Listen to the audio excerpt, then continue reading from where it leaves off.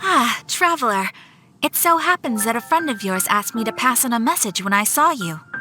Someone left a message for us? Ah, who can it be?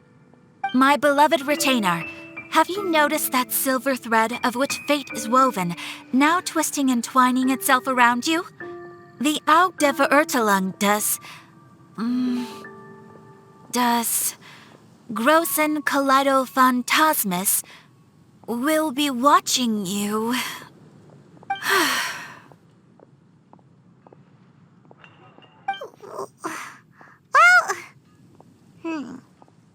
Apologies.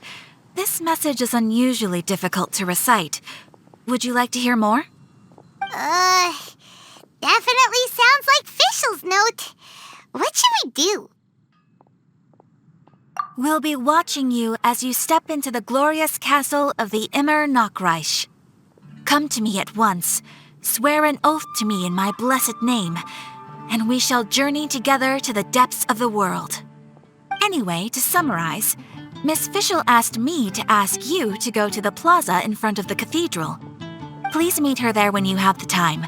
She said that she will be waiting for you. Oh, Fischl. Such a mystifying message for such a plain and simple request. Well, if Fischl's expecting us, then let's not keep her waiting. Let's head towards the cathedral plaza.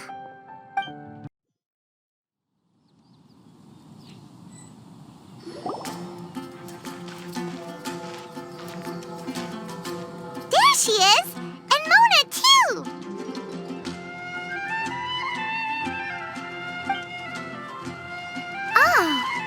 Welcome, welcome, most loyal attendants of the Prinzessin. Which one is it, retainer or attendant? Make up your mind. My apologies. Mein Fräulein tends to use exaggerated expressions when she's in good spirits. Hey, Fischl! You were looking for us, right? Sounds like the fun started without us. What's got you in such a good mood? And so, the whisper of eternal night summons you back to my side. Splendid. What a blessed reunion. A boon from beyond the eventide. Come, partake of this joy with me, my subjects. Traveler, Paimon, it's a pleasure to see you again. Mein Fräulein and I extend to you our most sincere greetings. Paimon wants to say a proper hello too, but Paimon has no idea how to, partake. A normal person in this situation would simply say, "Hi, traveler, how have you been?" The traveler and I are like intertwined stars in the vast galaxy. You of all people should very well know the fate foretold by this meeting. Precisely. Lady Magistus, please refrain from such unimaginative utterances. Lady what now? Lady Magistus has long since become a citizen of the Immer Nachreich. She has been serving as court archmage under one's command for some time now. That's just my surname. Don't mind that. This is so embarrassing. You're here because Fischl asked Catherine to ask you to come, right? Indeed so, my archmage. Did even this appear in thy divination? Why, your powers are truly dangerous. Oh, for the love... No, of course not. You told me yourself that you'd left a message with Catherine. Excuse me. Anyway, in my case, she practically beat the door down to get me to come along. Whatever she says, please don't be too astonished. Don't worry. We've been around the block. You can't faze us. Oh, faithful servants, one's homeland, the Immer Nachreich, which bears the darkest of all fates, draws near to this world once more. Stand with me in anticipation, for the glory of our kingdom is nigh. Wait, what? Indeed.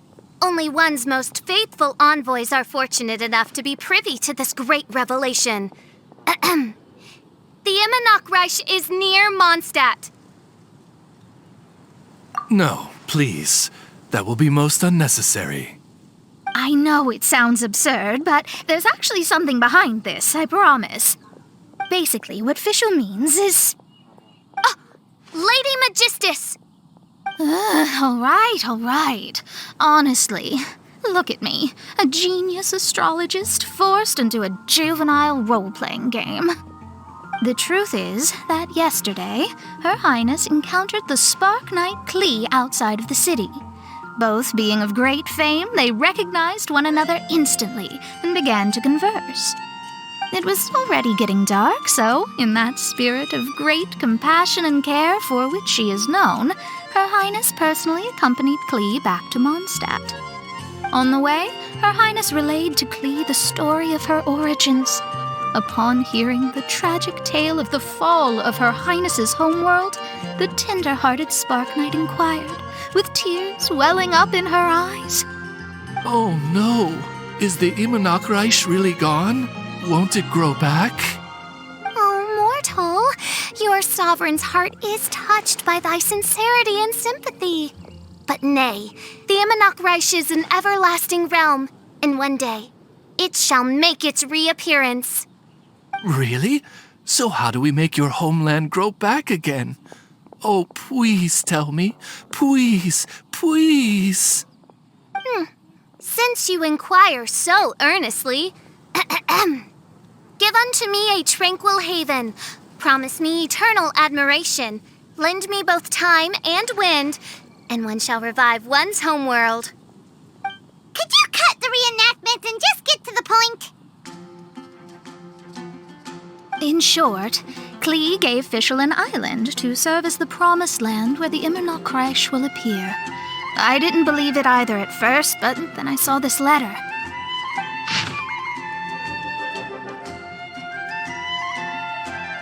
Providence has gifted Main Fräulein with an excellent opportunity. Esteemed traveler, as Main Fräulein's cherished retainer, you deserve to bear witness to this grand moment with us. This island looks kind of familiar. Traveler, curtail thy umming and awing at once. The throne of the Immernachtreich calls for me. Come, be my blade, clear the way, and witness what is to come. I think she just wants to invite you along to the island with her. That being said, I have a feeling that I'll be better off not performing any divination where that island's concerned. Huh? Why not? Klee is involved in this, which means her mother is probably involved, which means that old hag is involved. Thanks, but no thanks. You, who have traveled to the farthest reaches of the world, fathom the celestial path of stardust in the palm of your hand, and witness raindrops converge and become one with the undercurrent of destiny. You, yes, you... must chart the course that leads the way to the land promised to Main Fräulein by fate. Oh, Fischl doesn't know the way there. Since thou asketh for our help, Paimon can telleth you that we are good friends with the Spark Knight Klee, the guides of destiny. Come on, just play along. Behold, the Watcher, the Guide, the Weaver of Dreams, the Traveler. Excellent, most excellent.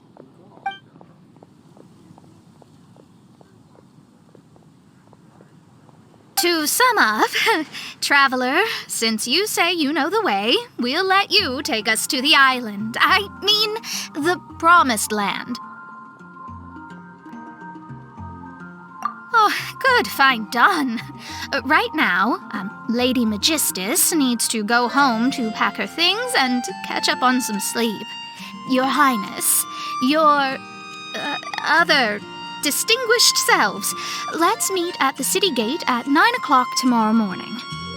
Very well. Then it is settled. One blesses you with an undisturbed slumber, Lady Magistus. You too, traveler. Main Fräulein means to say, good night. See you all tomorrow. About darn time! Good night!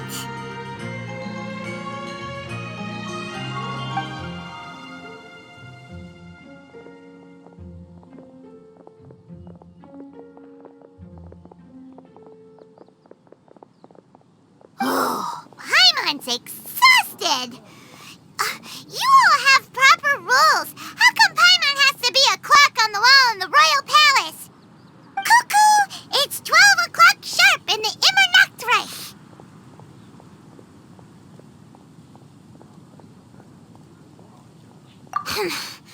Anyway, since those islands are a pretty mind-blowing place, why don't we get some people with mind-boggling ideas to help us out? Kaya's mind works in mysterious ways. But no one in Mondstadt has ideas that boggle the mind quite like a certain somebody who's definitely going to be in the tavern at this hour. Come on, let's go rope him into helping us.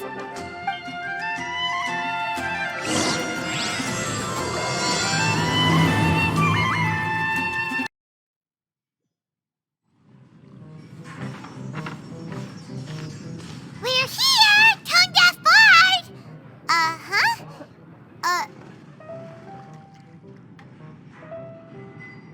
What are they doing in Mondstadt? Well, look at that! You're really here. Come on, take a seat and join our delightful conversation. Wow, Traveler, Paimon! Speak of the devil, we were literally just talking about you. Truly a curious coincidence. Kazuha? Shinyan? What are you doing here in a Mondstadt tavern? And how'd you end up having to share a table with the tone-deaf bard? Tone-deaf bard? Now that's a fun stage name. It seems like you're a pretty well-known singer, fella. Though sadly not a rock and roll singer, or we could perform a duet. So, you all know each other. My newfound friends are my old friends' friends from afar. How fantastic. This is a rare opportunity indeed. Oh, we should form a poetry club and call it, the Free Poet Society, or something like that. Yeah, I felt like getting out and finding some new inspiration for my songwriting. Kazuha felt like going on a trip too, so we figured we'd travel together. Last month, Beto held a big booze-filled party called the Drink Till You Sink Championship, and she put me in charge of the music. That's where I met Kazuha. Although Shinyan can come across as unruly at times, her musical understanding is highly nuanced and original. Safe to say, our shared appreciation for music struck a chord in us both. Oh, you can say that again. In Kazuha's hands, even a leaf becomes an instrument. That makes him an expert among my friends. Starting from Liyue, we passed through Stone Gate and kept going till we came into Mondstadt. Then along the way, we saw this really awesome manor. It was something else. Oh yeah, we know the one. Our friend owns that place.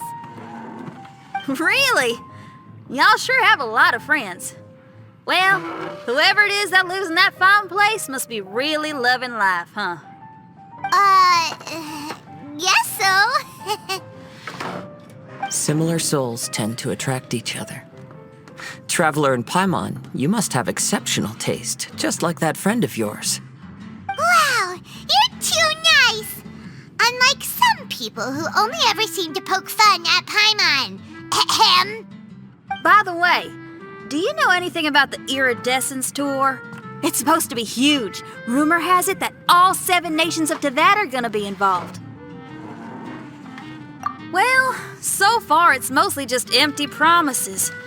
Anyway, it's supposed to be a music festival. The organizer really did a number on me last time. They canceled on me. But I hear that they're still active. I'd love to give the festival another shot. But wouldn't you know it, the plans fell through again. How can they mess up this bad twice in a row? Music is all about inspiration. Maybe the organizers canceled the show because theirs dried up. But fear not, weary travelers, for your journey was not in vain. It has, after all, brought you here, to me, to the Temple of Music. Your Temple of Music must have more than just good tunes. You're a bard, ain't ya? A song's gotta have a good story or it doesn't make the cut, right? Exactly. You understand the meaning of being a bard so well. To express my gratitude, I will even share one of these stories with you. Oh, you're a funny fella. Are all bards like you? I've met many bards during my travels, but none of them are as entertaining as you. I'm sure it all comes down to the richness of my imagination and, by extension, the poverty of theirs.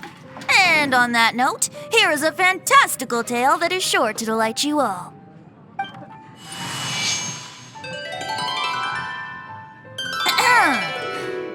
Legends tell of an emerald isle in the middle of the ocean. There, the Dodo King and his people live a blissful existence.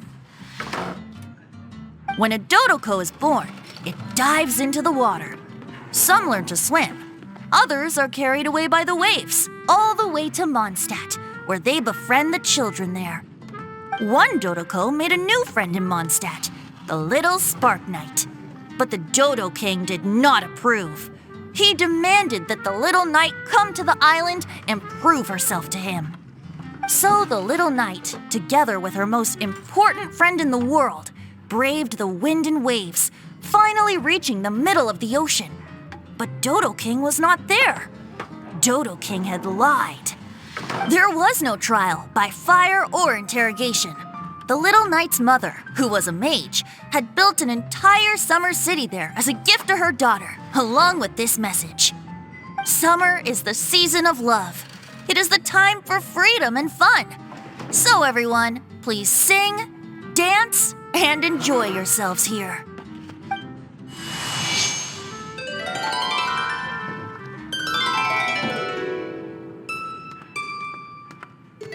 The end.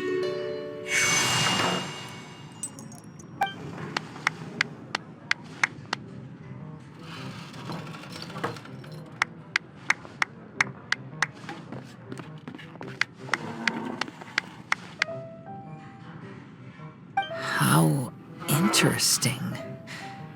I now have the urge to visit that island myself.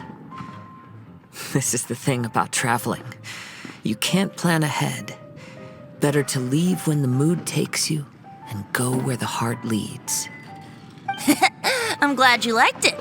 Well, there's wine on the table, and I have stories to tell. Seems like fate is feeling kind today. Here's to music. Come on, traveler. Don't worry, if you don't like wine, there's juice as well. In that case, I'll have a glass of juice. This one. I like the color.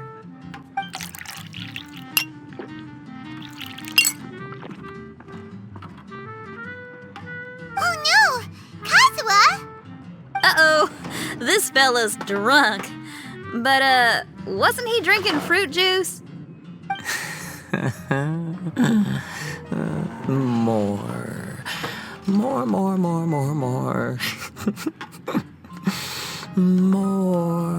More, please.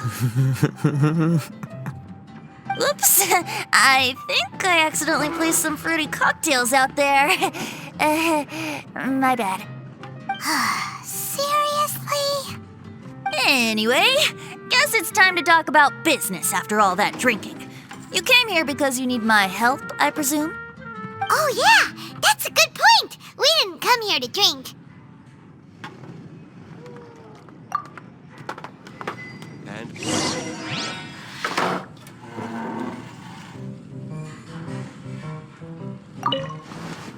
Kazuha? Kazuha! Oh, he just won't wake up. Looks like we're staying in the tavern tonight.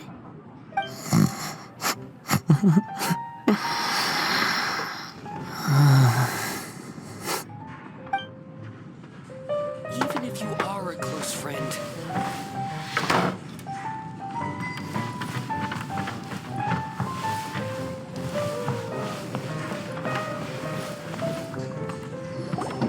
Look where we are. Yup, I can sense that you're about to tell me something very interesting. Klee gave a special gift from her mother to an adventurer friend? Oh, she's such a kind-hearted child. As I'm sure you've already guessed, that letter is most definitely written by Alice.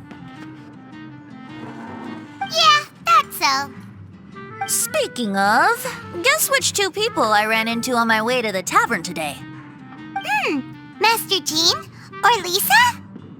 A mother and daughter, both with long elf ears and the most amazingly adorable personalities. Alice and Klee? Ding, ding, ding! Correct answer! The unaging mage was taking her teeny tiny knight on a vacation, and I happened to run into them. As a friendly greeting, the mysterious woman gave me a gift. She also said that if I meet any fun friends, I should share this gift with them. So now it's yours to keep.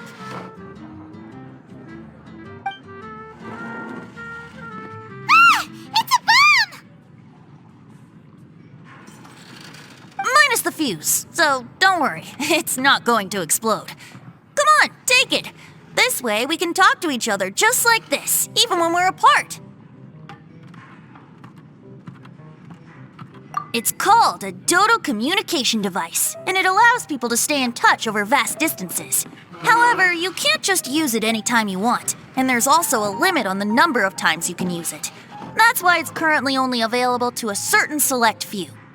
I heard that the inspiration for this comes from another world. Alice is always full of surprises. She and Klee asked me to tell you. Please take this with you when you depart for the island. No, wait, the promised land with your friends. And have fun. Don't worry about how to get there. The organizers of this vacation have made arrangements. Turn right after you exit the city gates, and you'll see something that will make you very happy.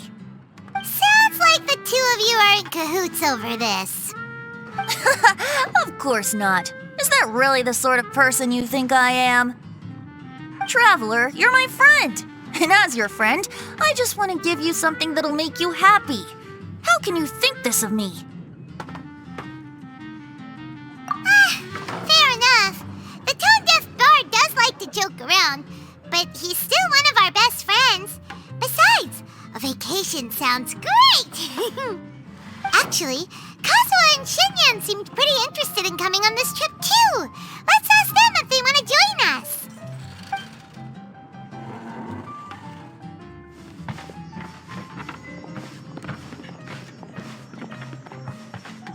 Ah, you're back. Poor Kazuha's still out for the count. Seems like he can't handle alcohol so well. Shinyan, do you want to come to the islands with us? Adventure. Can't. Huh? He doesn't want to go anymore. He seemed really interested just a moment ago. Can't miss the adventure. Kazuha might act mature, but deep down he's just another youngster eager for new experiences. That must be why he didn't think anything of the fruit juice earlier. Well, all the more reason for you to join the island trip. You know, a lot of people have praised the beautiful scenery there. Even bards. Okay, sounds like a plan. How do we get there? Someone's got it covered, apparently. There'll be a few others joining us on this trip, and we're meeting at the city gate tomorrow morning. We'll wait for you.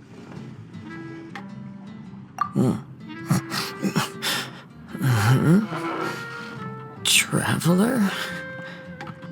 Oh, yeah. They don't know official yet, do they? Okay, so here's the deal. There's a princess from a faraway land and her retinue, who are also coming on this trip. Huh?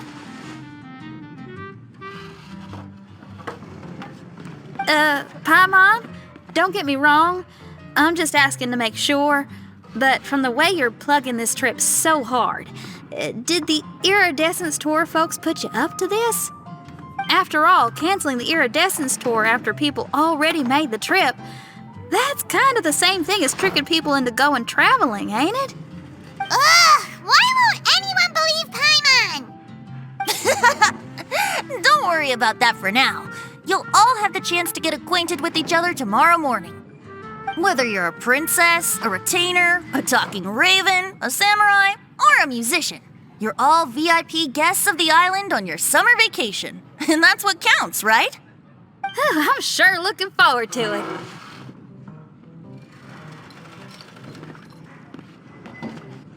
I'll have to pass. I have some work to take care of. You serious? The tone-deaf bard actually has plans to do some work? I promised a young lady with cat ears and a cat tail that I'd sing at her tavern to boost business and beat the competition. Ah, yes, the competition being this place, which has six-fingered Jose. Aren't you allergic to cats? Yup, I can always sing on their roof. She told me that as long as their sales surpass their competitor, there's a whole month's worth of wine in it for me. Oh, what a fine employment opportunity, virtually tailor-made for me. So have fun, and don't worry about me. I feel like this summer is going to be a very interesting one.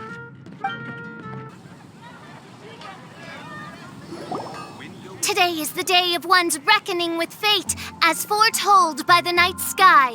Humiliation suffered in the past, the shame we have carried all these years. One bids you adieu, for today it is time for retribution. Mein Fräulein, if I may be so bold, that final phrase did not sound like one of your own. Of course it wasn't. I just overheard it from someone in the city. I mean, thy princessin is merely drawing on the wisest and courageous sayings she has heard in the land to signify the importance of this day. Let me see. Huh, here really is someone else's catchphrase.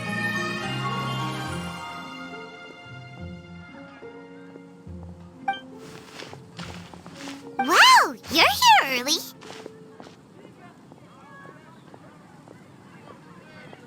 Hi. Who have you brought with you? Oh, allow Paimon to introduce to you a fabled wandering swordsman of Inazuma and an enchanting musical talent of Liyue. Hey, I'm Xinyan from Liyue. I like rock and roll, sunny days, and good times. You must be the princess Paimon told us about. You sure do look the part. I hear you're from a faraway land. It's an honor to be in the company of dignitaries. And this lady over here, my family tells me that only the wisest scholars wear pointed hats like this one. Guessing that applies to you too? Oh, I like her. She can stay. Xinyan, your gaze pierces the dark veil of night to arrive at the truth beyond. I am in need of one such as yourself. Very well. You shall be one's musician laureate. She's trying to say thanks. You say all the right things. And the same goes for me too. Pleasure to meet you. I'm Mona, an astrologist. Oh, well, it's nice to meet you too. Mona is amazing. She can find out everything about you by divination. A princess, an astrologist, and an articulate raven retainer. In the company of giants, my humble self hardly deserves mention. I am Kaida Harakazuha from Inazuma. It is an honor to meet you all. What ho, Kazuha? Divulge thy epithets and thy vocation. Oh, Mein Fräulein would like to know where you work and what your field of expertise is. I'm afraid I'm just another wanderer. This guy is an expert in the sword arts. He parries blades that none have ever parried before, and strikes like lightning mere mortals could not hope to comprehend. What? Is he really that powerful? Let me take a look. Huh? Oh my. Hi, Kazuha. I'm absolutely delighted to meet a great swordmaster like you. Could we ask you to be our guard while we're on the island? One hereby declares you Captain of the Royal Guard of the Immonocreich. For even Lady Magistus to praise your skills, you are surely one of rare talent. Okay, Lady Lady Magic... What? Oh, just call me Mona. Stop calling me that weird name. By the way, Lady Magistus, we found out how to get to the Promised Land. A legendary great mage gave us a big hint. Come on, everyone, follow Paimon.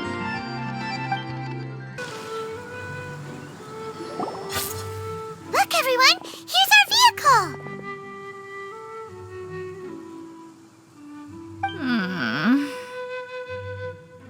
Somehow, I suddenly don't feel like going anymore. What a unique little thing. Looks kind of like Guoba, doesn't it? Guoba. Is he the magical creature at Wanmin Restaurant? Now that you mention it, it does look quite similar. To be honest, even Paimon isn't so sure this can take us to the island after all. I see. Only by meeting the lowliest of ends can we arrive at the Immonocreich born anew. Ho, behold, the doorway cloven by thundering retribution. By such means as I once descended into this realm to bring retribution, do I now venture into the next. Come, Oz, lead the way. I will enter first. Mein Fräulein need not worry. He's in. And now he's gone. Why, this truly is the path of retribution that leads to the Promised Land. Maybe I should just do a quick reading for safety. Lady Magistus, it's fine. This is Alice's creation. It's totally safe. Spare yourself the trouble. Just come with us. All right, I completely forgot. All right.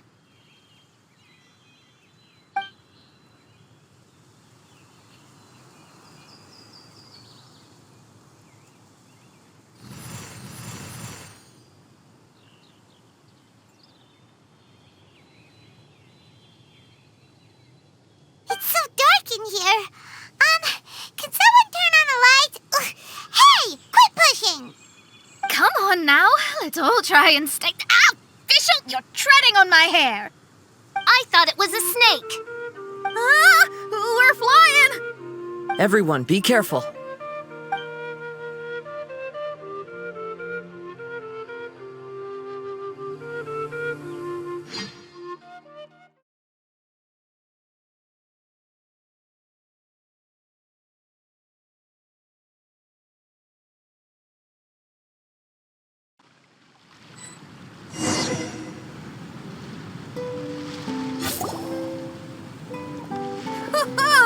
We finally landed.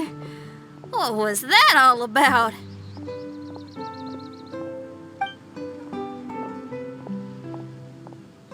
What a beautiful place. The wind is soft and the ocean is calm.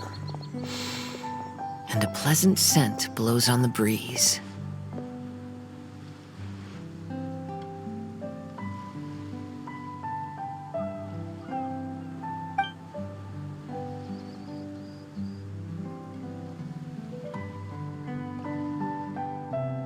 Yep, Paimon's feeling way better already now that we can see the ocean.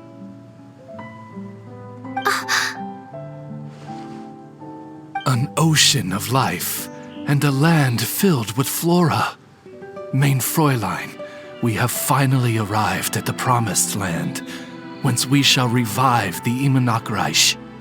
Oh, faithful retainers, this is the blessed paradise that one has been searching for. Here is where we shall witness the culmination of all things. I, who command the darkness, shall lead you to yonder gate of dreams. shall lead you to yonder gate of dreams. Your Archmage Magistus thanks you for your kindness, Your Highness. In this moment, I offer my blessings to the Emmer Reich. Mona, what are you, Don't ask, just follow my lead. Oh, right. Praise be to the Prinzessin, who has led us here to this sacred place. My sincere gratitude to you for inviting me to join you on this trip, Your Highness. Your happiness gladdens one's heart. How it delights me to bring us all together here at this most monumentally fateful of moments. Now, as I take my first step on this pilgrimage, I shall perceive this ocean of life with my own earthly vessel. After all, this is where my soul belongs. On the contrary, Lady Magistus, blessed as you are with the great power of Hydro, one yet finds too many impurities in thy soul. Main Fräulein means Lady Magistus is perhaps not the most talented swimmer. Oh, official? That's enough. I'm happy enough to join in with the play acting without complaining, but how dare you ridicule my genius? Think you can swim better than me? Ha! I'll bring you to your knees, young lady. Oh my, Main Fräulein. Steel yourself, Main Fräulein. Oh yeah! Swimming race! Whoever comes in last is a rotten egg!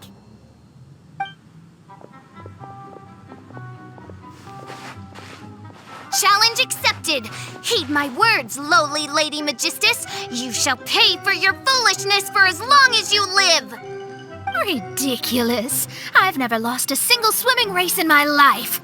Bring it on. First one to run to the beach wins.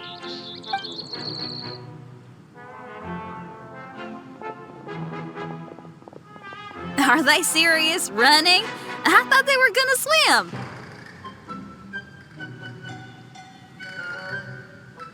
I take it you have no present plans. I want to start by surveying the area first. Want to come along? Xinyan, are you coming? Seems like everyone's got things to do. I'll stay here and hold down the fort for now. Mona and Fischl have gone swimming, and someone's got to set up camp. Don't worry, I got this. You're gonna take a look around, right? Well, make sure you let me know if there are any good views. Thanks, will do!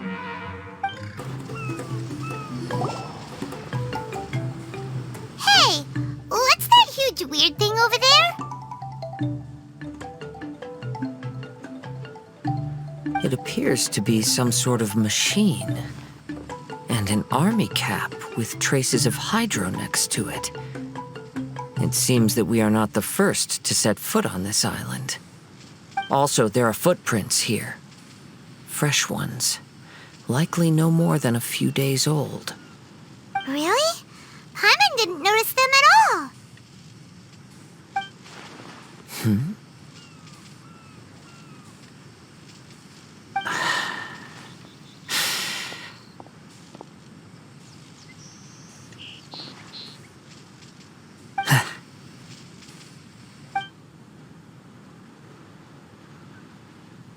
Traveler, Paimon, stay alert. Why? Did you see something? Someone was here, and they're still nearby. Judging from the scent, they're visitors here like us. There's other people here? Oh, Paimon's scared now. Come on, we need to track him down. Why are there fatui on this island? Isn't there a single place in this world without mint, sweet flowers, and fatui? Interesting observation.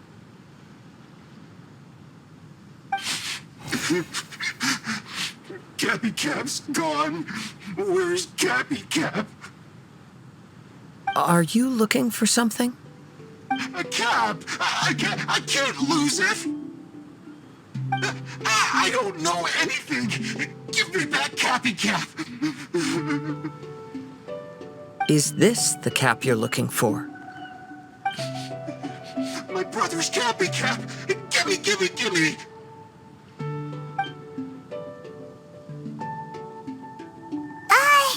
This guy is not the sharpest sword in the sheath. Don't bully me or I'll punch you in the... Monster! Stop right there! What are you doing here? Another Fatous! We can ask you the same question! What are you doing here? Protect Cappy Cap or brother will get mad at me. Forget the cap. It's your brother we're looking for. What happened to him? Nothing. He has a fever. He's just a little delirious, that's all. I don't have to tell you anything. Go bother someone else. This island belongs to our friend. You better watch what you say, mister. What? I thought this island was uninhabited. That's why we came here to... Never mind.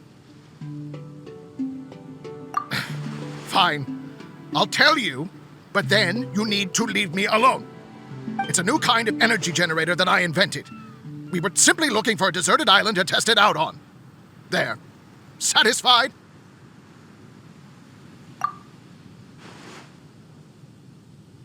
Yeah, and if you don't do as you're told, we'll take his cap!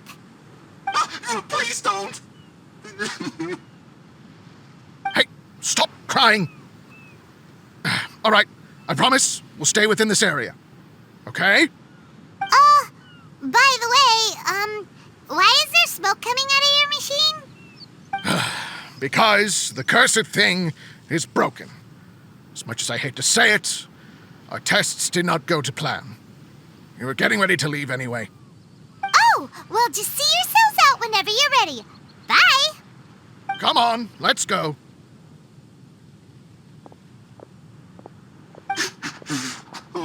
Okay. Paimon can't believe we have to deal with the Fatui during our vacation! Why would the Fatui appear in such an isolated corner of the world? Whatever their reasons, it's likely more complicated than we might think. Even though we're on vacation, we should stay vigilant. Also, in the interests of keeping the ladies in good spirits, I have a suggestion. Let's keep this between us for now. Let them enjoy their vacation while the traveler and I deal with any potential threats. What do you think? You're so considerate, Kazuha. Paimon, you flatter me. I simply don't think it's worth ruining anyone's vacation over a trivial matter like this. The scenery is beautiful. I hope all of us can enjoy ourselves here. We're back! Just in time. So, Traveler, Paimon, who do you think the real swimming champion is? Me or Fischl? Utter my supreme name and see how Lady Magistus the Presumptuous is reduced to bitter tears.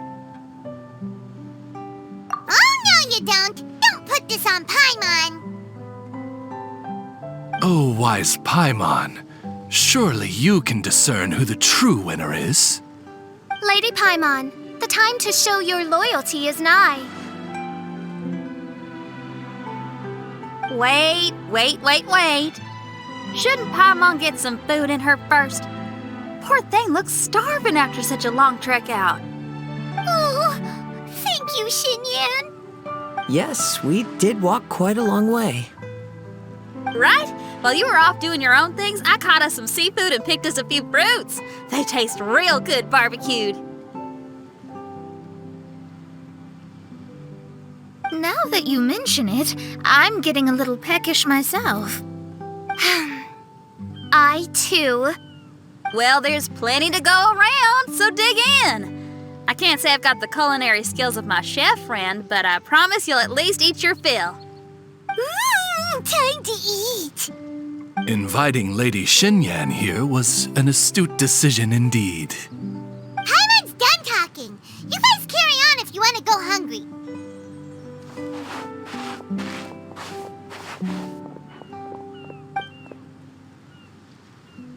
I love that barbecue smell. This tastes amazing. Impressive. Since Xinyan made dinner for us, allow me to take charge of breakfast tomorrow. Paimon too. Oh, Traveler, you forgot about something. Let's talk over there.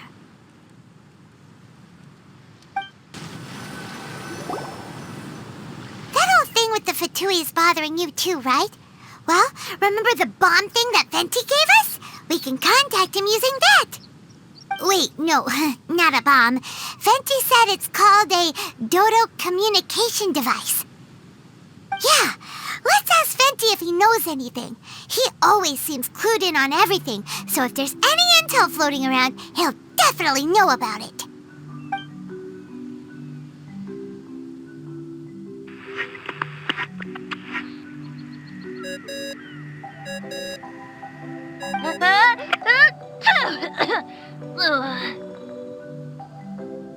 Hey, miss me already? I know that. You're the only person who can contact me on this thing. How come you're sneezing? I'm at the cat's tail. So many cats. They gave me some allergy medicine, but it's not working. Okay, go on then. What are you calling about? Could you be any lazier? Alright, well, Venti, there's some strange things going on this island. We ran into the Fatui. The Fatui? Yeah, they're everywhere, aren't they? The Cryo-Archon's minions are a capable crew. I'd be more surprised if they hadn't shown up yet. But they're ruining our vacation! Really? But, you sound fine. They can't have caused you too much trouble, surely. Or, if they did, I'm sure you have everything under control by now. Yeah, but something just doesn't feel right. That's why we came to you. Don't you have any information for us? I haven't heard anything new about the Fatui. But don't worry. I may be a lowly tone-deaf bard, but you may contact me whenever you need me. I mean, I can't promise I'll be of much help, but at least you'll have someone to talk to, right? Sometimes just talking things through is enough to calm a worried mind. Honestly. Adventuring is what you do best.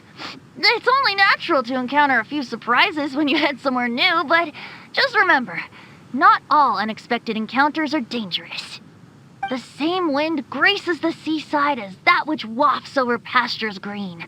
Whenever you see clouds, it was the wind that carried them there. Don't worry, my friends. The wind will always be with you. Okay then, I have to go now. My performance in the cat's tail is starting any second.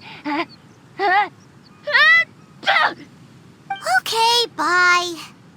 So, he means we don't need to worry too much about the Fatui, right? Well, if that's what the tone-deaf bard says, then fingers crossed we'll have a peaceful and relaxing vacation where nothing weird happens at all. When you go off on a long trip with your friends, the important thing is to have fun.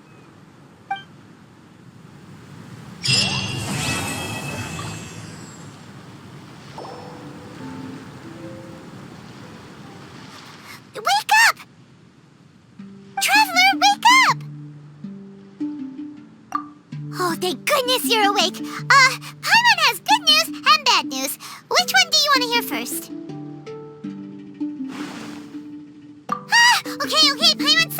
wake up! Something's happened!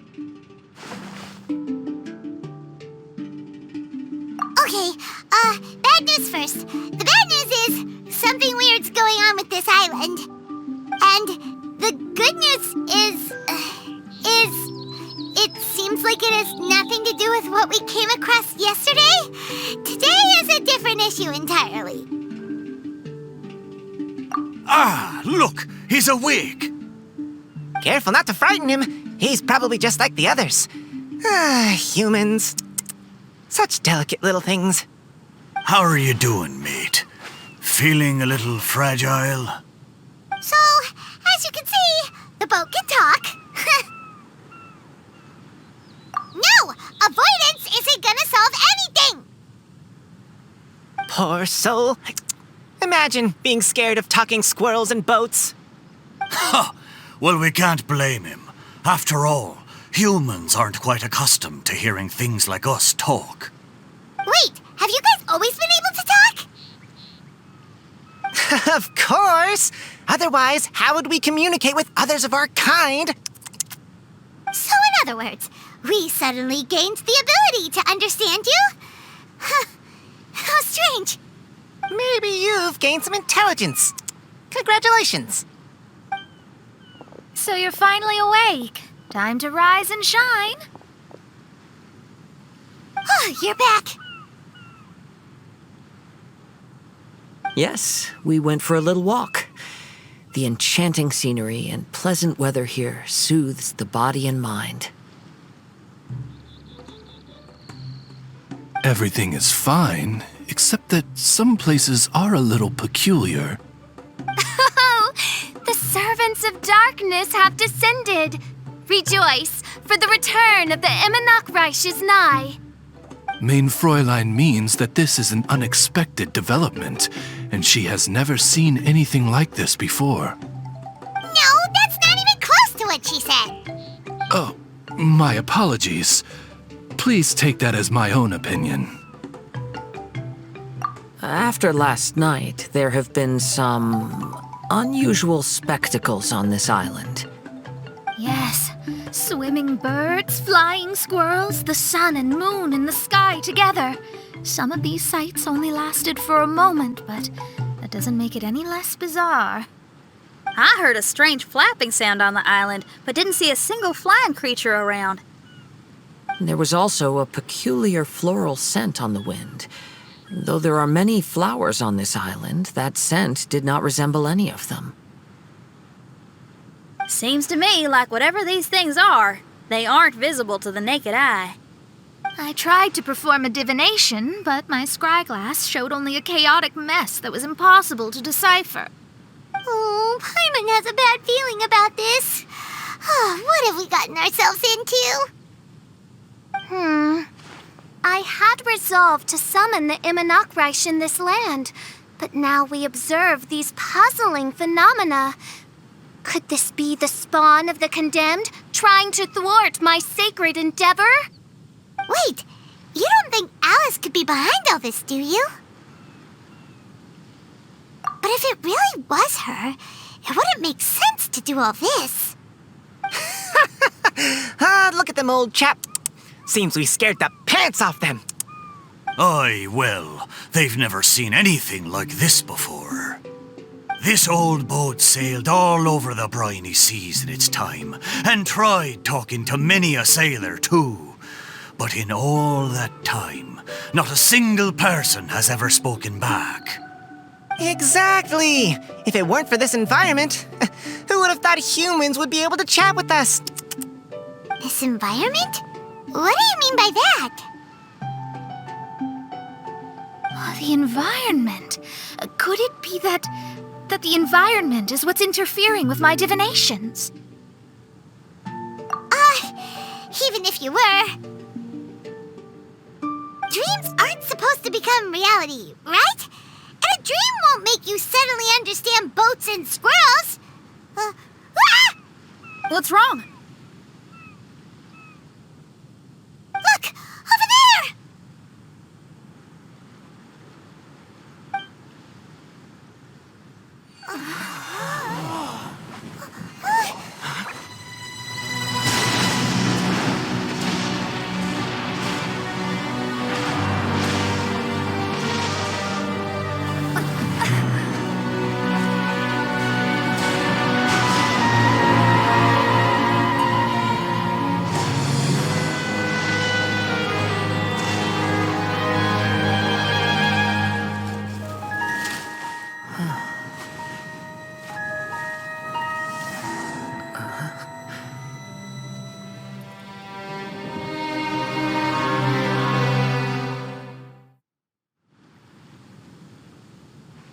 An illusion? No, it felt too real to be an illusion. Those things we saw flickering in and out, that's exactly what I saw earlier this morning. Does this mean the Imanakrish is real? Wait, what?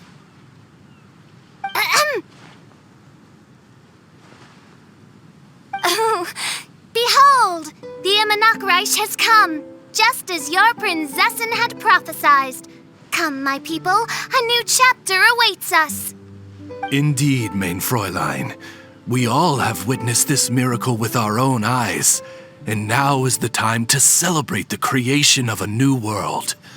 Rejoice. Welcome to the Imanakrish. She looks so happy. Paimon doesn't have the heart to interrupt her right now. Oh, she doesn't seem surprised in the slightest. Does that just come with being an experienced adventurer, or...? If this isn't an illusion, we ought to go and investigate. I got an idea. If you hurt yourself in a dream, you wake up right away, don't you?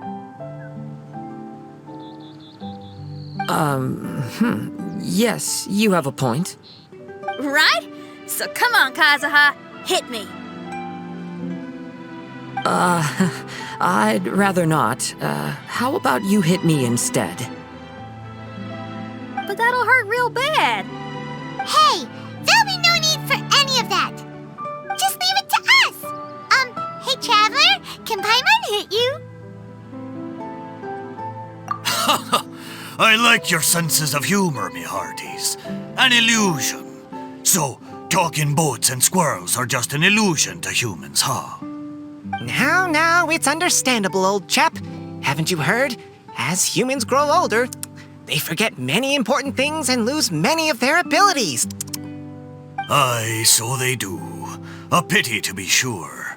Thinking back, in all those years I spent sailing with the fleet, I would have never imagined that one day I'd be laughing over something like this. Well then, me lads and lasses, don't you want to take a wee gander at all the places you're so curious about? Of course, but how do we get there? Look, here. At what? Blimey, at me, of course. Oh, that's right. I forgot to introduce myself. I'm the smartest chip you'll find in all these parts. The name's... just call me whatever takes your fancy. Don't you have a name? That I do. I just can't remember it. All I know is that I came here from Inazuma. In that case, Paimon shall name you... Mitaboru! How's that? All the other ships in Inazuma seem to have names ending in Ru, too. Mitaboru. Ha! That'll do nicely. You're lucky to have met me. I can sail through the choppiest seas with ease. There isn't a wave out there that can capsize me. So, come aboard, and I'll take you wherever you'd like to go. Ah, how very kind of you, old chap. Unlike that Animo Archon who abandoned us here. You know, the Animo Archon of Mondstadt.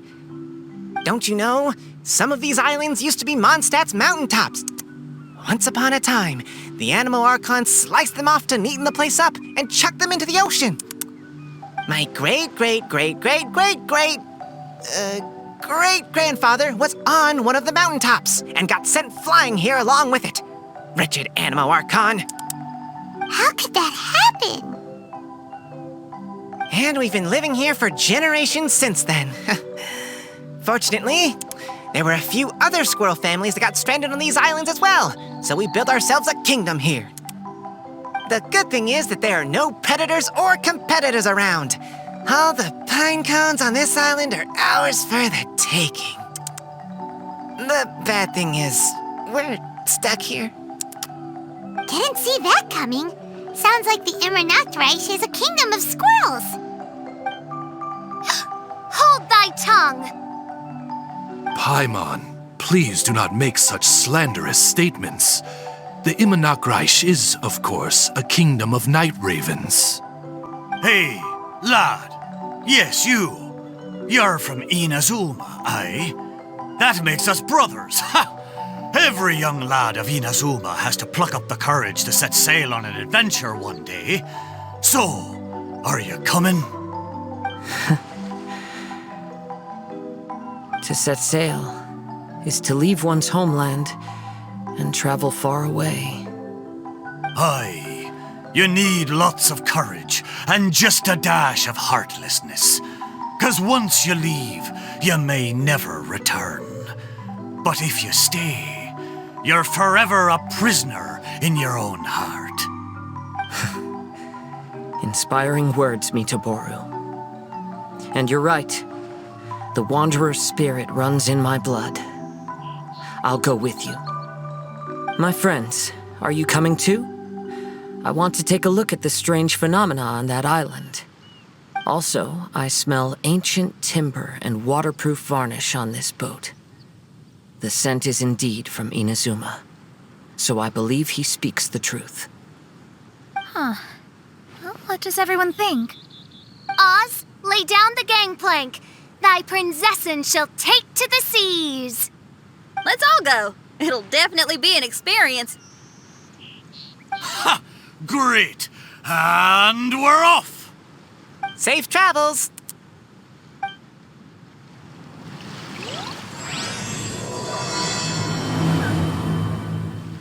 Good going, lads and lassies. Mitoboru admires your bravery. How long have you been here? Oh, it's not your first time. Ha! Well, I never.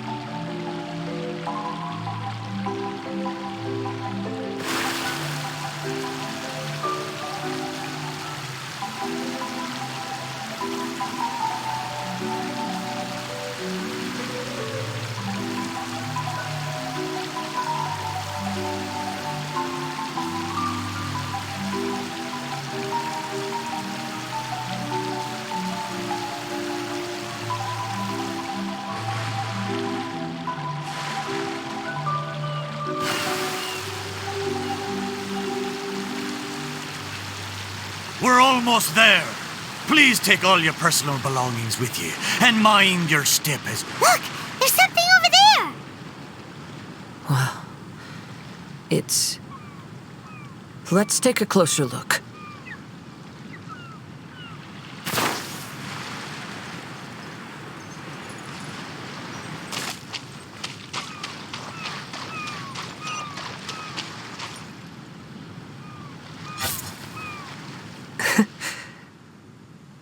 Well, I certainly didn't expect to see you here.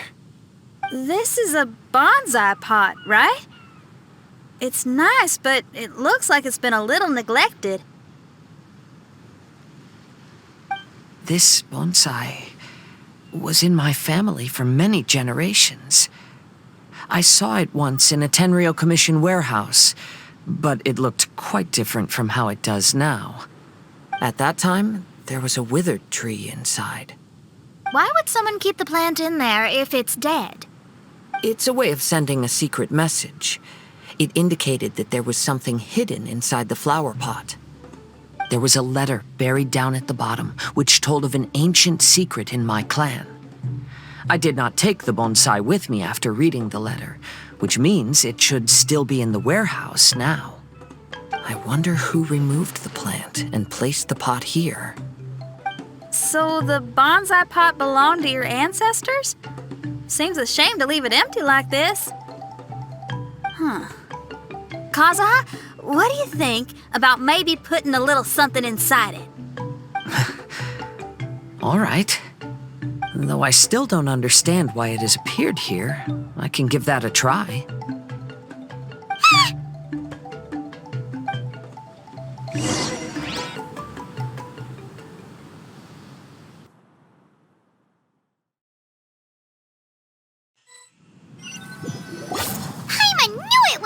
be that simple?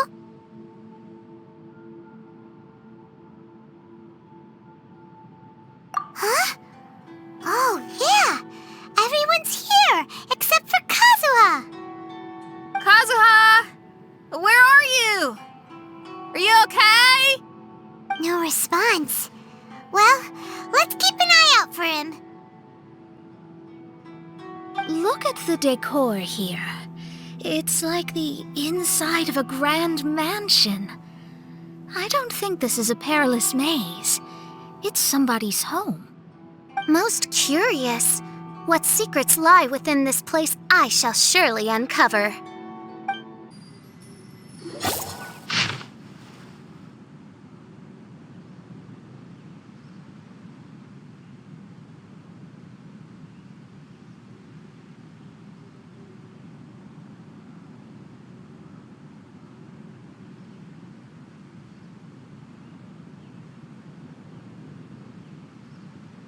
It looks like this letter was written by Kazuha's father.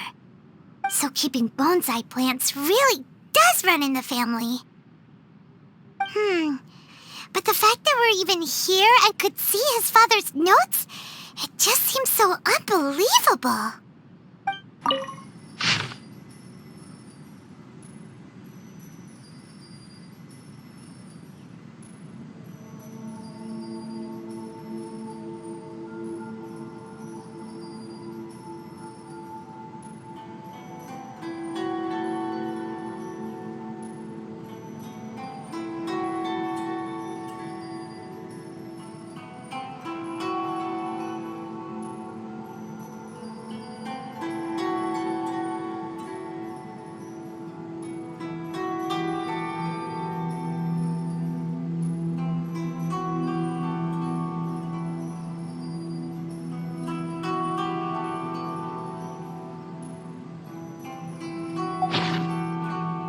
Looks like a letter Kazuha wrote while he was traveling. Oh, what a sad letter. Lord Kazuha. The flesh resides in society, while the heart yearns for the natural world. Such has been the way of the Kaidaharas for many generations. Kazuha, the future of this clan will one day be in your hands. When that time comes, remember to always stay true to yourself. I heard an old man say something about the Kaidaharas. Sounds like it might be Kazuha's grandfather. Listen carefully, Kazuha. A Kaidahara blade is not forged for the purpose of harming people.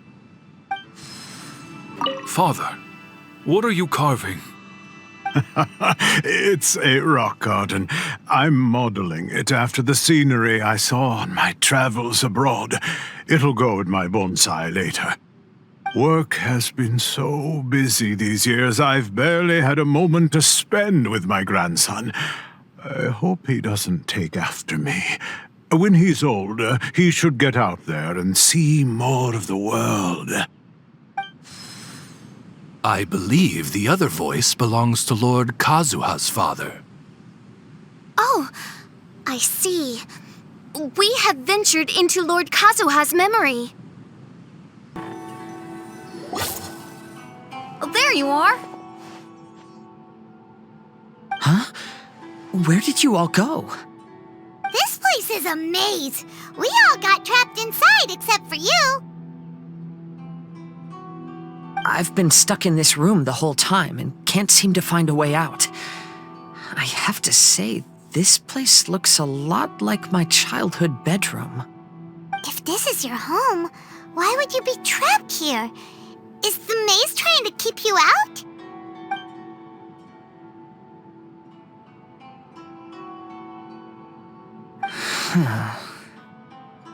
It appears that this whole maze is modeled after my family home. And all the conversations you heard in there are in fact words once spoken by my father and grandfather. You said that the maze is trying to keep me out. Indeed, I'm the only one unable to explore this place. I think these unusual structures are some kind of mirage.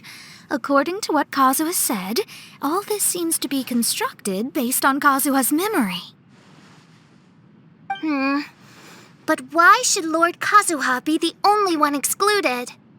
Maybe that comes from me too. To me, what is past is gone. Everything in the world is guided by its own rules, and as for people, we can never relive the past. I think that this belief is the reason why the mirage was keeping me out. I can get behind that. It's a very sensible way of looking at things. All our thoughts have consequences. I don't consider it strange, and I don't think it's anything you should be worried about. We got in here by touching the bonsai, didn't we? So perhaps if we touch it again...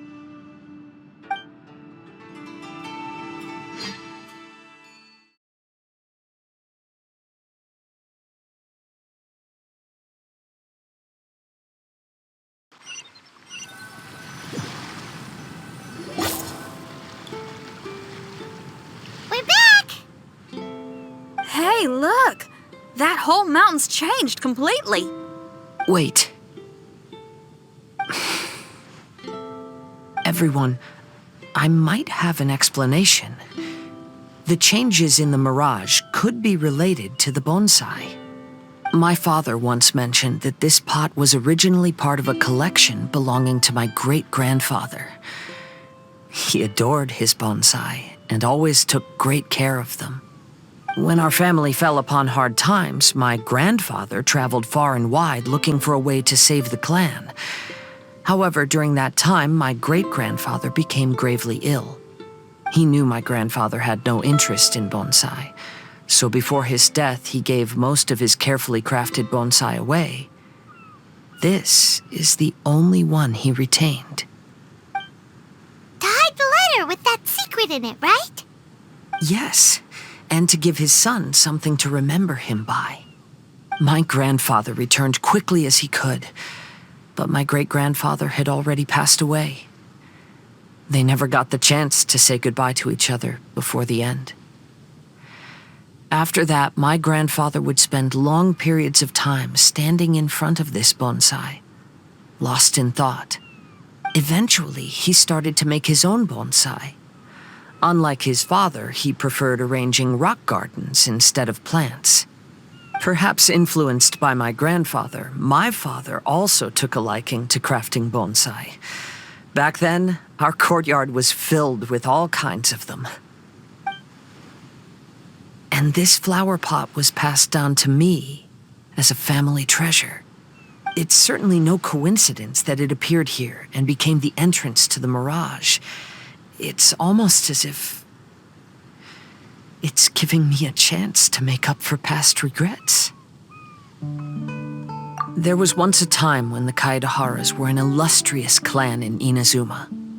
After the Raiden Gokaden incident, our clan's fortunes took a turn for the worse. By the time of my generation, our downfall was complete. Later, I fled Inazuma as I didn't want to be arrested. With no one left in the Kaidahara clan, the authorities confiscated everything in our home, including this bonsai. Like my ancestors before me, I think I'd like to try it out for myself. Recreate a favorite scene from my travels and place it into this pot. Oh. Since the contents of this bonsai affect the mirage, I'd at least like to try my hand at making something. But what style? Should I use plants for the bonsai like my great-grandfather? Or rocks like my father and grandfather? Perhaps a rock garden would suit me better. So do you need any supplies to make this bonsai? I think I'll need a set of tools and some rocks that can be carved and made into decorations. Got it. We'll help you look. We might just get lucky. If the pot's here, then surely other stuff related to crafting bonsai can't be far away. I concur. Lord Kazuha, take heart in your search. for my retinue and I shall help you retrieve your missing treasures. Thank you, everyone.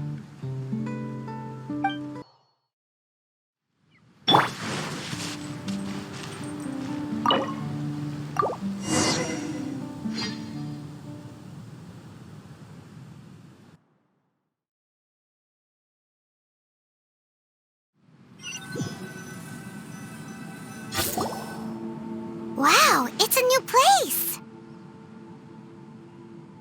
As was the case last time, only Lord Kazuha is missing. Don't worry, leave it to us. This will do. Ah, Kazuha. You've come just at the right moment. What do you think of this rock carving? It's very intricate. I based it on a mountain scene I saw in a book. You know, there are nations in this world where the mountains reach all the way up into the clouds. If only I had the chance to see them with my own eyes. Father, you can go anywhere whenever you want. That's not true. Though the Kaedehara clan is far from what it used to be, I still bear all the same responsibilities as the clan heads before me.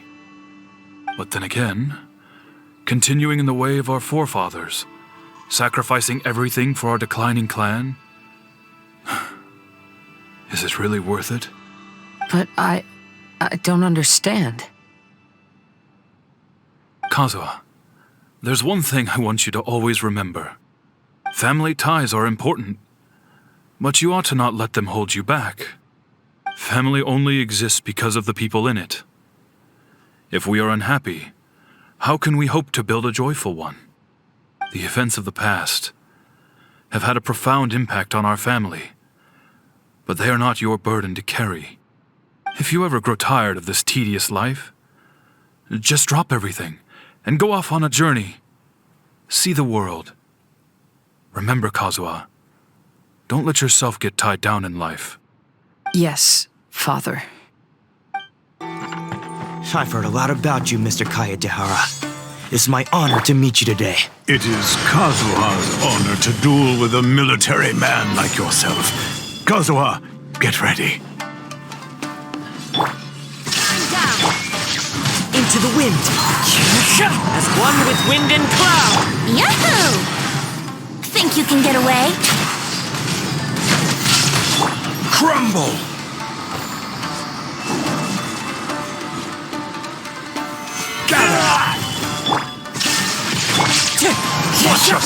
Wind strike. Let's play!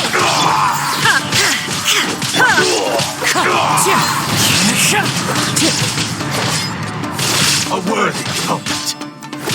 I need to train harder. I'm sorry, but I just don't understand. Kazuha, have you forgotten our promise? Do you really want to give it all up? But even if we're having a rough time, you still have me by your side. Can't I be of any help? When you were my age, you were already helping Grandfather out. Am I so incompetent that I'm a disappointment to you? Or... Kazuha! Now you're blaming yourself for all of this? That's why I've failed you as a father. The Kaedehara clan has been paying the price for our past mistakes ever since your great-grandfather's generation. To this day, we have never fully recovered from it. Though we are a family of bladesmiths, you don't have to devote your life to the family craft. If a wounded animal wants to escape from a trap, it has to sacrifice the hind leg that was caught. You might think of this as a loss, but staying in the trap has far more deadly consequences. Enough now, Kazuha. As the head of the family, I failed to revitalize our clan. You never blamed me for not giving you the life promised to you by our heritage, and I'm grateful enough for that. All these generations of suffering, let's end them today. From now on, live your life with no burdens. Don't worry. I'll carry the blame for abandoning our family business. Father, please don't. You should not be to blame for not upholding our family name. Even if that day comes, let me share the burden with you. Let's just wait and see. Sooner or later, I will have to lead the Kaedehara clan. When the time comes, I'll deal with all our problems. Hey, think you're tough enough to go against me? Ah, no response! What's wrong? Scared? Did you really think it would be wise to pick a fight with the Kaedehara clan?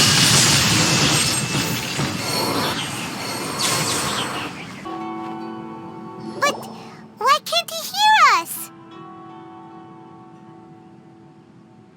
Looks like it's just an illusion. This isn't the Kazuha who came here with us.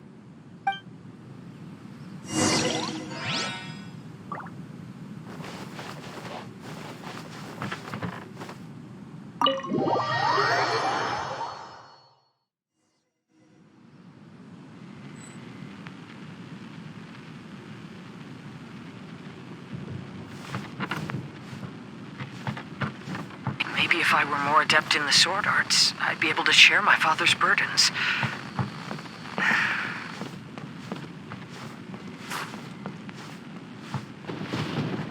This won't do. I'm getting distracted by family matters and making too many mistakes.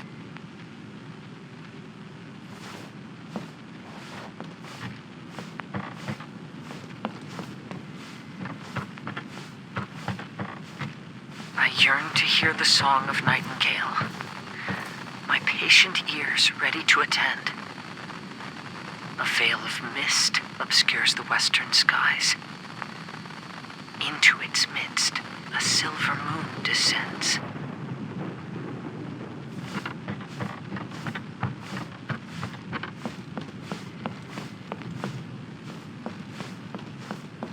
To know one is fighting a losing battle, and yet never once falter. This shall be my father's legacy.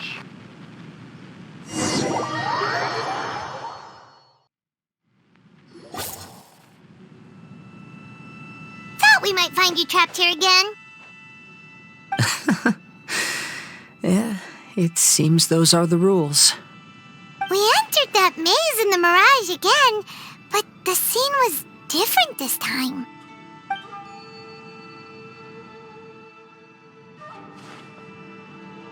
The mood was more deflated, and the place more humbly furnished. Yes, that makes sense. What you saw was the Kaedehara clan in decline. We saw you in the mirage too, but you looked a little different than now. Indeed, I most certainly agree.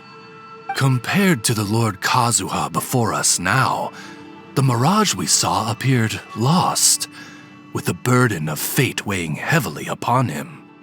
I can confirm that. His fate was a heavy burden indeed. That means I am older and wiser now. I'm sorry you had to see my less mature former self.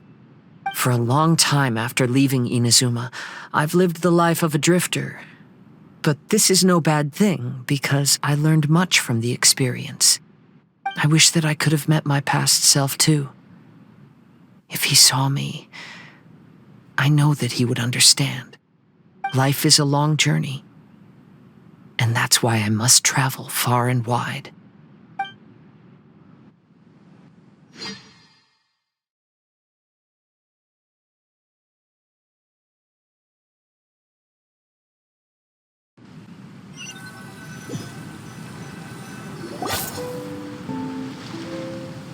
Just as I thought. The bonsai is the key to entering the mirage. Come on, let's continue looking for the rock garden.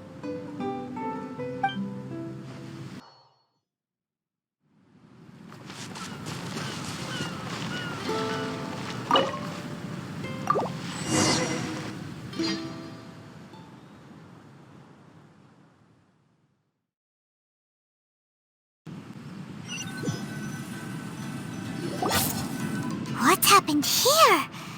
Everything is broken.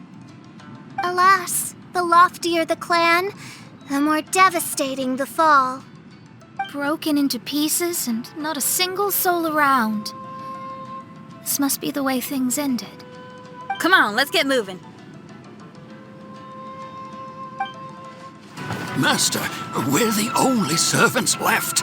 Are you sure about this? After we're gone, who's going to... Don't worry. I'll be fine. Your mother died early, and now that your father has left you, you're all that remains of this clan now. I suppose that this is the last time we will ever see each other. Master, please take care of yourself. Everyone, on board! Farewell.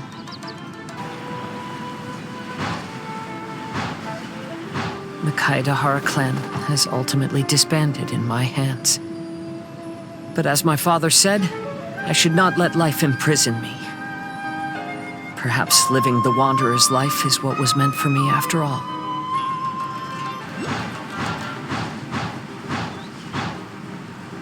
You know, they say that visions represent the Archon's gaze. But is being under an Archon's gaze really a blessing? I don't know. Maybe.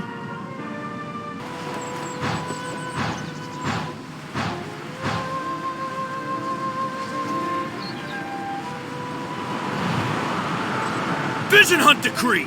Hand over your visions now! This way! Hurry!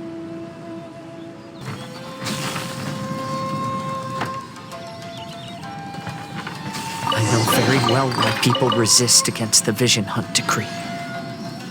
Ambition is our power in its rawest form. We cannot live without it. The Almighty Shogun is holding a duel before the throne. Unauthorized personnel are strictly forbidden from coming near. Wait, the kid has a vision? Get him! Don't let him get away!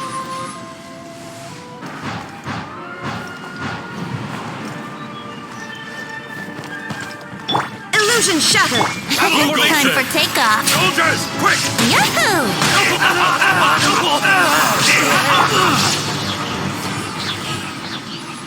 I'll teach you a lesson. Get them! Into the wind! The wind knows me. As one with wind and cloud!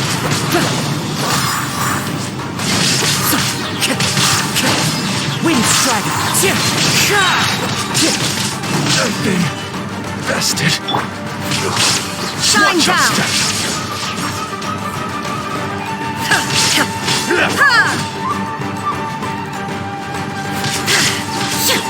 I need to train harder. The life of a wanderer is full of hardships. I have asked myself these questions many times. Should I go? If so, where to? And by what means? Kaedahara, that's you, right? Get on board, I'll get you out. But why are you helping me? I'm a wanted fugitive. Obviously the Yashiroka... An anonymous financial sponsor wants you to get out safely. But there's only so much they can do. After this, you'll be on your own. My grandfather once traveled to Liyue, while my father read about Mondstadt. But where is the right place for me? The sky's getting dark. It looks like it's going to rain. Will the rain ever stop?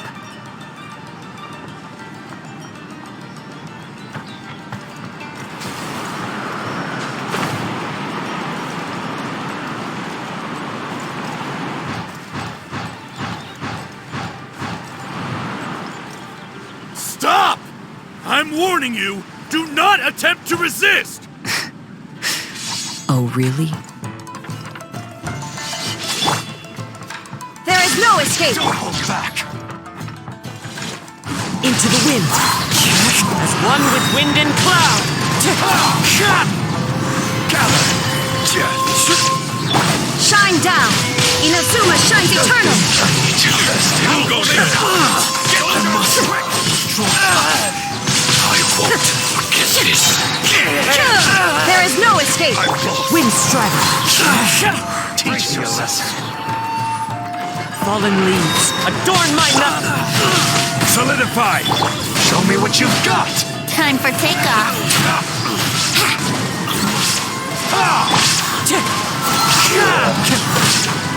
I've been bested. Wind strider. I need to. Hey, buddy. You okay? Need a ride or something? Pirates? You could call us that. So, you coming or not? Kazuha! We found you! Good timing.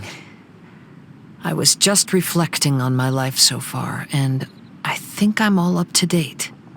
So, what do you think of the Kaidahara clan's bonsai? Old things often carry around some form of regret. The Kaidahara clan is no exception. But that's okay. Partings produce reunions. If not at home, then in a distant land. Oh, this mirage is quite fascinating. It presents life like a stage play, with each scene more captivating than the last. They say that astrologists have seen it all. So if this mirage intrigued you, that says it was a worthwhile encounter. How fares thy mood? Main Fräulein inquires as to your present well-being, Lord Kazuha, hoping your heart is not too filled with sorrow. There's no way anyone could be cheerful after reliving all that.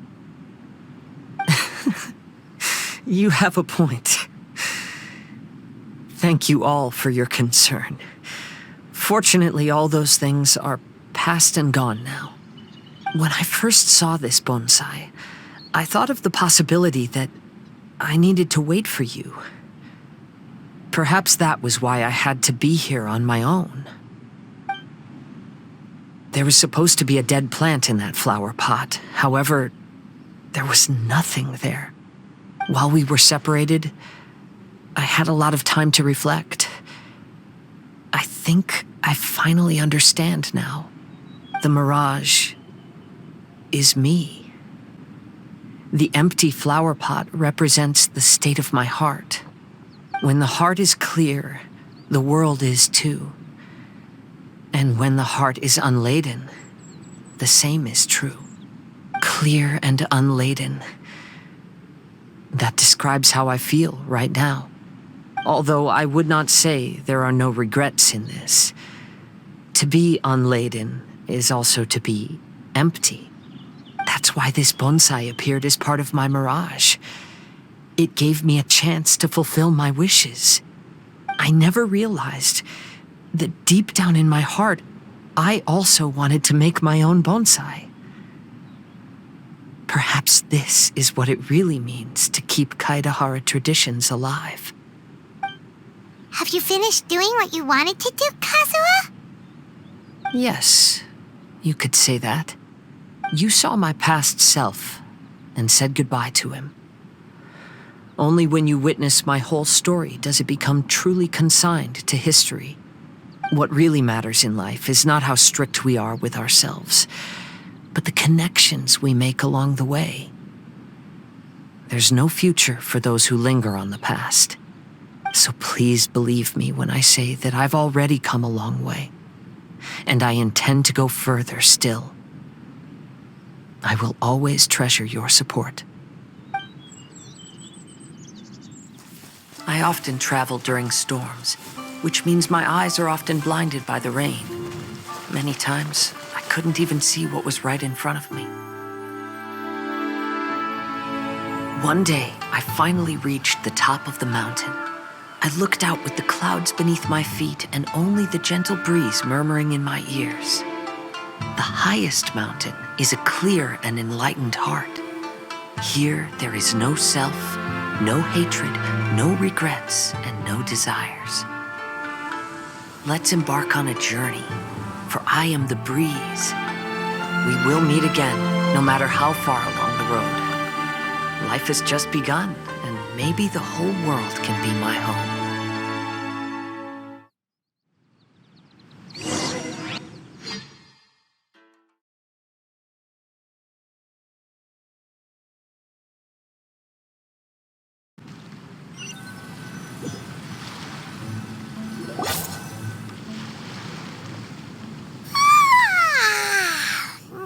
It's been a long trip today. Paimon's getting kind of sleepy. Everyone must be exhausted. Let's call it a day. What's wrong? You don't look too good. Nothing. Perhaps today's arduous journey is making me feel slightly out of sorts. Main Fräulein, are you all right? Oz, curb thy curiosity. Yes, Main Fräulein.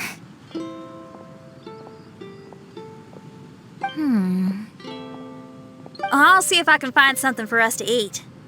Go ahead and rest if you're feeling tired. But anyone who's up to it is welcome to help out. I'll help. Oh, me too. Everyone's volunteering to help. Maybe we should too. Whoa, hey! I appreciate the enthusiasm, but, Her Highness looks kinda gloomy. Mona, you two seem close. Why don't you keep her company for a while? You noticed it too. I was going to bring it up with you while we were preparing the food. In that case, yes, just leave it to me. All right, we'll prepare the food.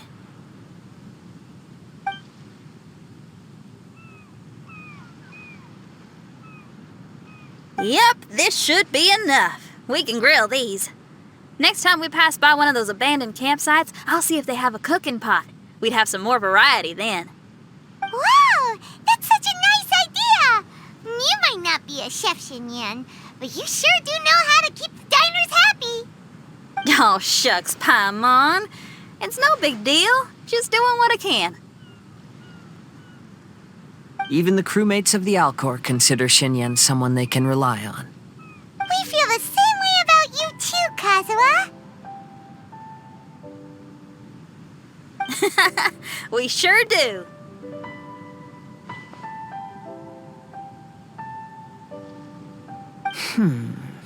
Well, then, as a trusted friend, I have something I'd like to talk about.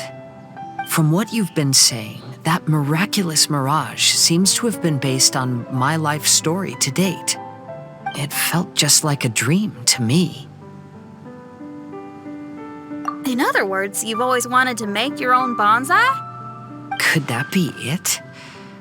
All that was a means of granting me something I wished for? And since this happened to me, does that mean it could happen to everyone else too? I agree, but I wonder whose mirage we'll encounter next. I'm actually kind of looking forward to my own mirage if it's a dream come true like you say. Wait, you actually want something like this to happen with you too? Oh, heck, any mirage to do with me would probably be music related. It'd be a good chance to showcase a few tunes. You mean you'd want to do a performance in there? Why not? I don't think any self-respecting musician could stay silent on these islands. Just look at this place. So much confidence and optimism. Xinyan rocks! Oh, Traveler, Paimon wants to try some of the fruit growing on that cliff over there.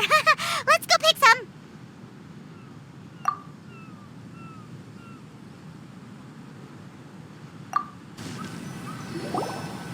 So, those strange houses today, huh? And, a mirage bonsai? Oh, basically lots of weird stuff today. Do you think we should tell Venti about it?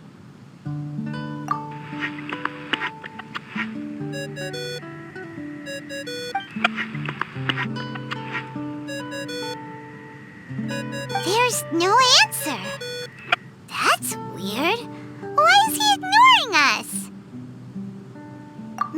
he got distracted. Or he forgot to bring the bomb to his performance. Or he got drunk and fell asleep under that huge tree. Maybe we should try contacting him tomorrow. Traveler, Paimon. So here you are. Mona! Are you all done chatting with Fischl? Close enough. She was a little downcast. I think it has something to do with the mirage we saw today.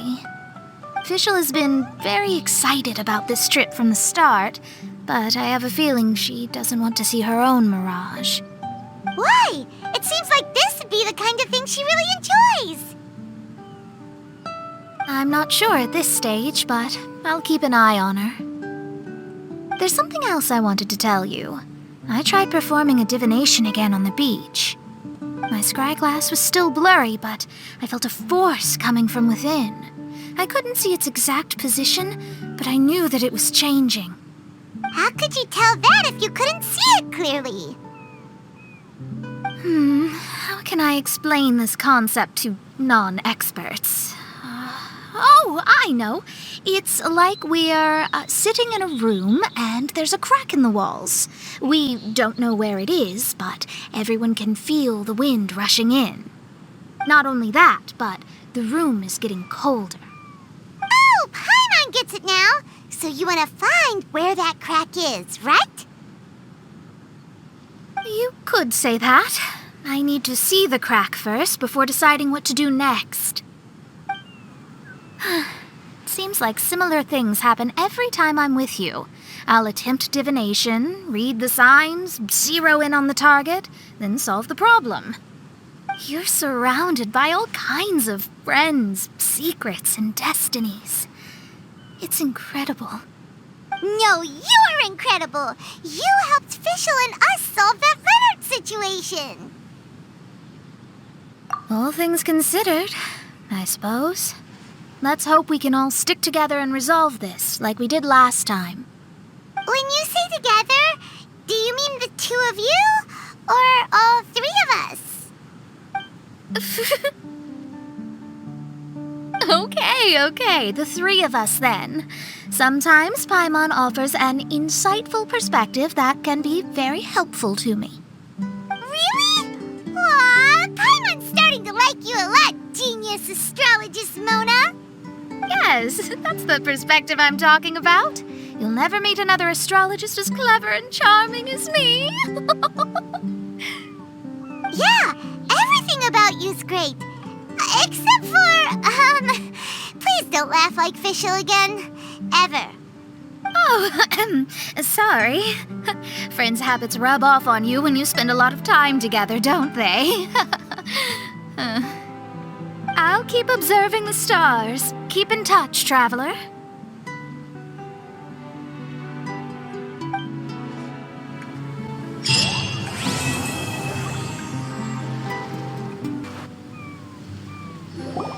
Get up, lazy bones! The sun's so high, it's right in your eyes!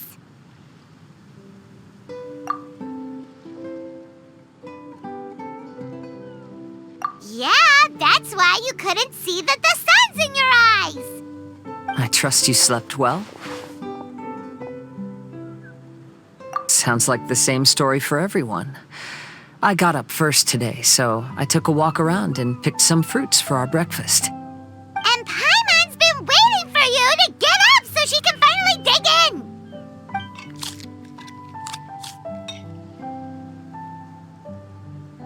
Huh? Fischl left? First thing in the morning? Yeah, she seemed unwilling to stay with us. She said she had some other work to do for the Adventurers Guild. A likely story. What happened to coming here to restore the glory of the Immer Nachtreich? Now she has guild work to do all of a sudden?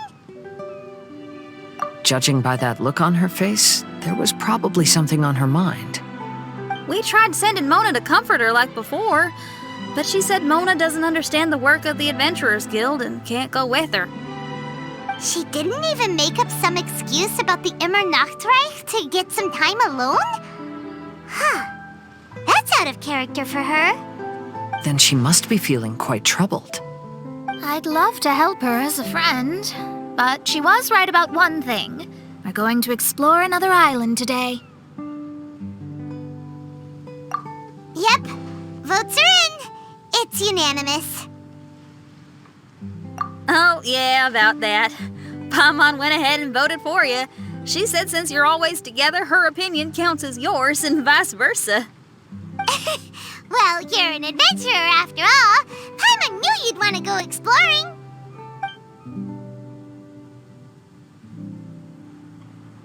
Official said there's something she wants to investigate and suggested that we all go ahead in the meantime. She told me not to worry. She'll catch up with us when she's done. Despite her quirks, she's still an experienced adventurer. I think we should trust her. I haven't known her for long, so this is just an observation, but it seems like she's struggling with some internal conflict. That seems about right. In conflict with others, you either resolve it or let it be. But when the conflict is within yourself, it's much harder to do either. I've also had a time like that in my life, so I understand what she's going through. It may be best to give her some space. I agree. Still, it's a pity for today's adventure. Adventuring is always more fun when everyone's together. Chuyến always has great team spirit. Oh, one other thing. This morning, we saw a mirage on the island in the north. We can go take a look once you're done with your breakfast, traveler.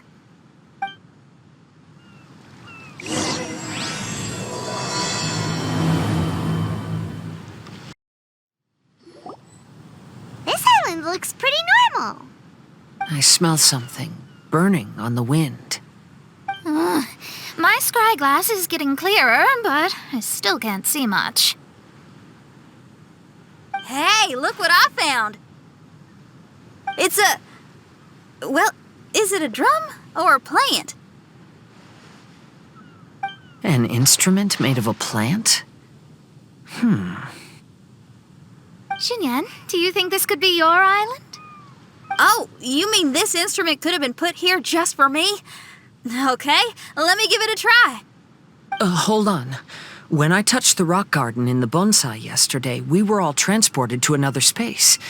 Chuyến, do you want to take some time first to get ready? Well, you're right, but it's all good. I'm always ready to make some music.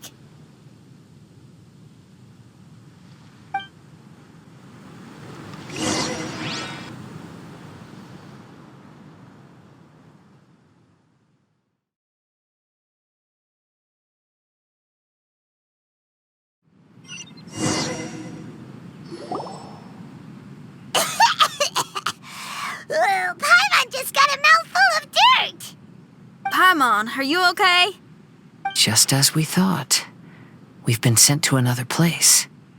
Oh, why does this place feel so bleak? Chuyến, are you sure this is your mirage? I think so, yeah, but you're right. Why is it so bleak here? Look, there's something really bright over there. It's almost like it's inviting us to go check it out. Okay, let's go have a look. Wait! This is too obvious. Surely it's gotta be a trap. That well may be, but there's also nowhere else for us to go. If this mirage belongs to Chuyến, I don't think we'll find any traps here. Now you're talking. You know that wouldn't be my style. That makes sense. Alright, let's go then. But let's also make sure to be careful.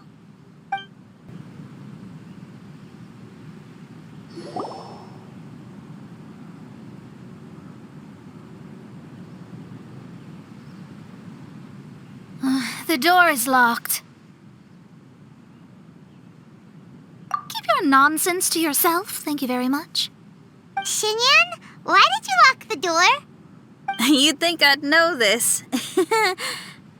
Oh, actually, I usually put my key under the flower pot next to the door, so maybe the key is nearby. Oh, is there a flower pot around here?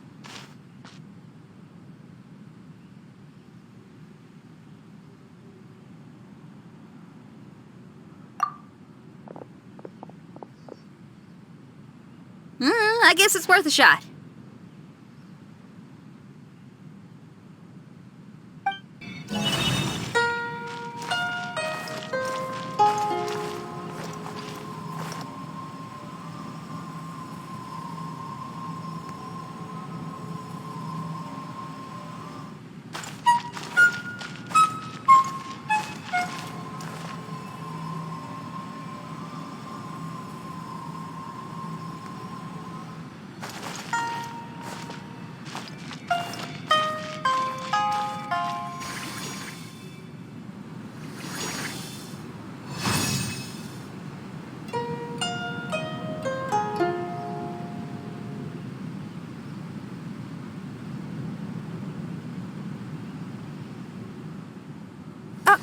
I hear music.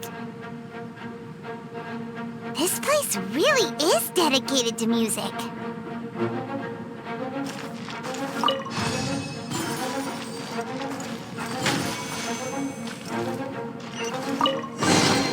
Wow, so we did get the key from the plant. Oh, the puzzles in Xinyan's Mirage seem way easier than Kazua's. Well, his life experiences are far richer than mine. You flatter me.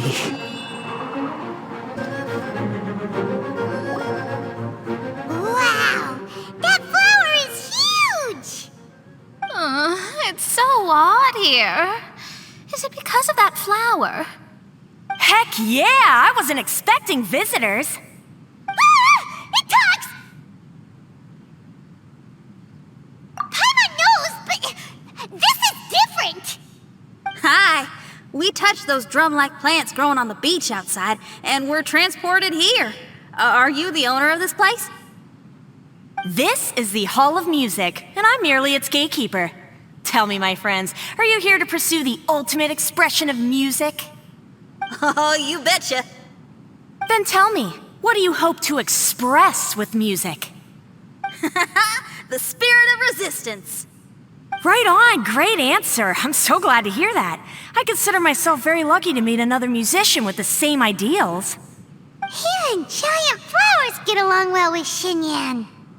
People who are easy to get along with make friends wherever they go. Well, if you've made it this far, you must wish to venture deeper into the Hall of Music. However, I must apologize. My singing voice is required for entry, but unfortunately my pipes are a little dry. Are you all right? Do you need, some cold medicine or something? It's just that I haven't had any glacial spring water in a very long time. If I could drink some of that, my voice would be rocked and loaded and ready to clear your path. Glacial spring water? Yeah, with one sip of that, anyone could sing the most beautiful song, no matter if they were a weary adult, a sleepy bird, or even an ignorant child. Oh. Okay, I'll find some for you. Where is this spring? Thanks, you're the best. Well, spring water helps plants grow up strong so they can scale the mountains that lie in their way, so I imagine the spring can be found somewhere on the mountain range protected by plants. You mean we have to go hiking? Oh, Paimon thought some seawater would be enough. Spring water and seawater could not be more dissimilar. Oh, but you may need my powers in order to see the spring. Give me your hand, friend, so that you can see through my eyes.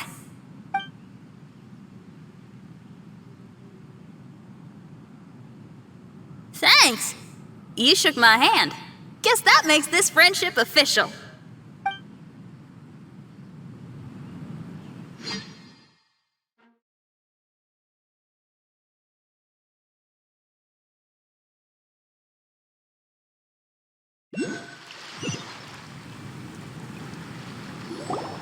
Whoa, we're out!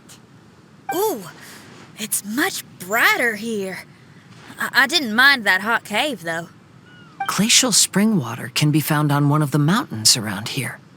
Let's all look for it. Wait, how can there be light coming from below the ground here? Is this a water vein? According to that flower, the water vein is related to the plants, and the plants will lead us to that spring. So I guess we should follow the water veins.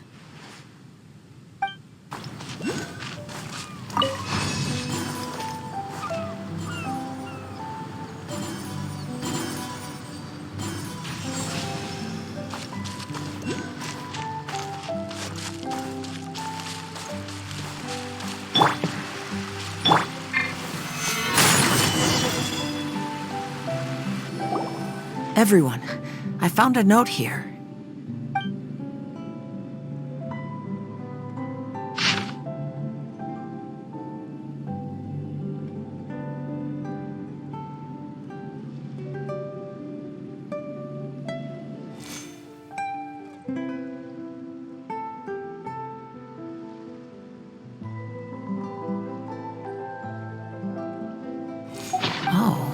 So that's how it is. What an interesting island. Look at this style and signature. It's from Albedo. He's one of our friends from Mondstadt. He's an amazing alchemist who's visited this island before. He left this note here for future adventurers. Oh, so it's him. He's saying this whole island has been turned into an instrument? Amazing. And the underground water veins play an important part too. Oh, maybe we need to clear all the water veins to play this island. Ah, clean your instrument before the performance. Makes a lot of sense.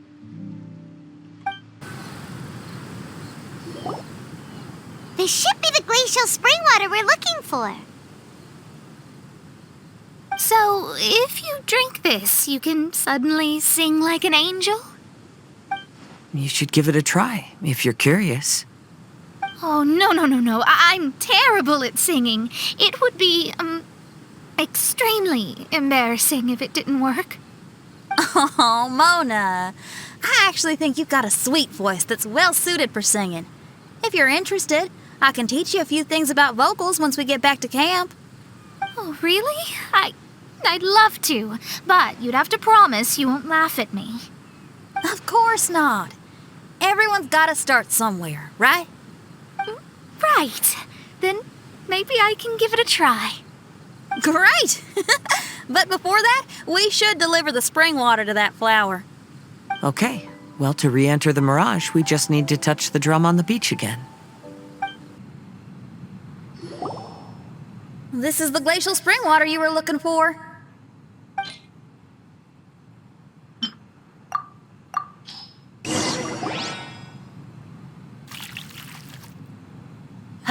I'm feeling a lot better now. Thank you very much. Now, I'll send you to your destination. Whoa! I'm going to lose my hat. This scent.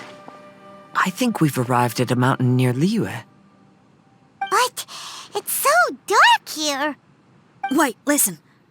There's a voice. Can you hear that?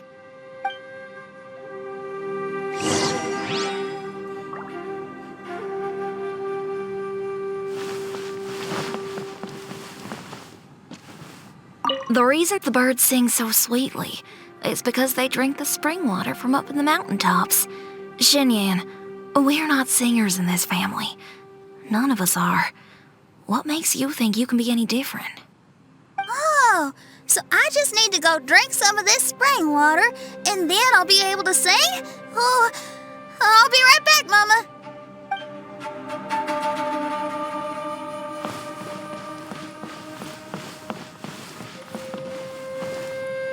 You mustn't stay out so late in the mountains by yourself, child. You scared the bejesus out of me. Here, this is the spring water you were looking for. Really? Oh, you're the best, Daddy.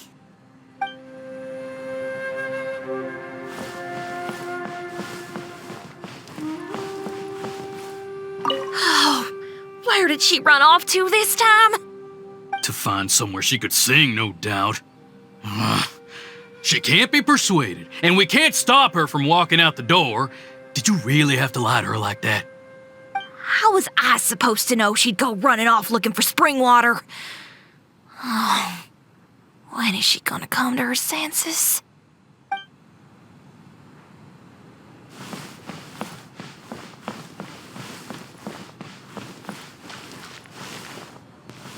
Get down from there! You can't set up a stage here! If you can't sing, you should be keeping your mouth shut, not putting on a public performance. Ugh. Don't tear down the stage!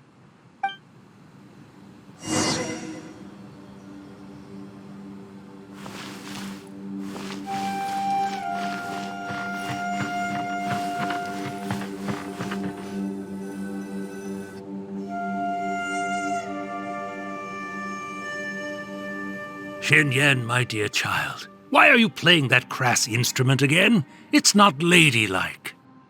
Oh, Xin, your mother has asked me to teach you some embroidery when I can find the time. Oh, it's an elegant and enjoyable craft. Just come to Annie's house whenever you're free. Quit making that racket by the side of the road. If you have to play something classy. Why are they being so mean?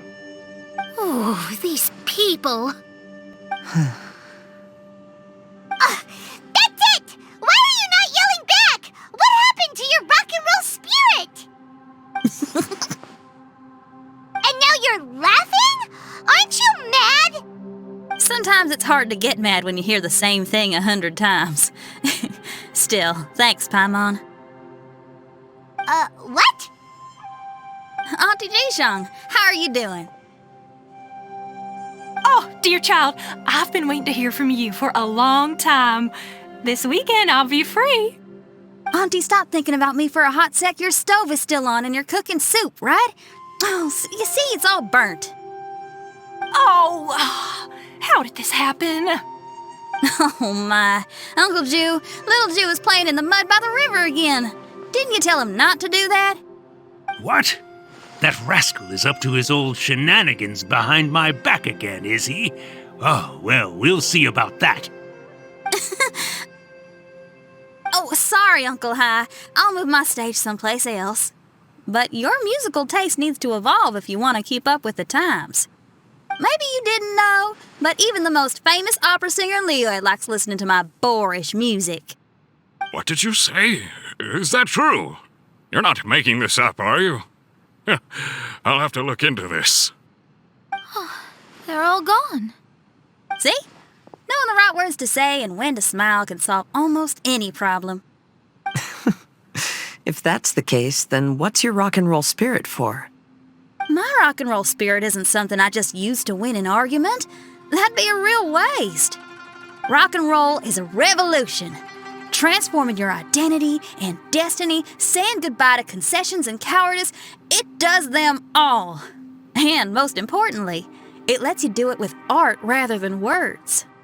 My rock and roll has an unbreakable spirit, like a flame in a rainstorm that refuses to go out, or the magma that never stops boiling under the surface of the land. Okay, let's go. Let's go that way. There's a side path right there. What a great mindset you have. If anyone ever called me anything less than a genius, I'd be furious. Really? Paimon is tempted to give it a shot. Mona is glaring at me. Paimon, there's a difference between embracing the spirit of rock and roll and playing with fire. To tell you the truth, I'm also starting to develop an interest in rock and roll. Seriously? Oh, this better not be a joke. No, I'm serious. Rock and roll's ability to cultivate such a strong will in people is an incredible thing. This wine tastes the same as I remember.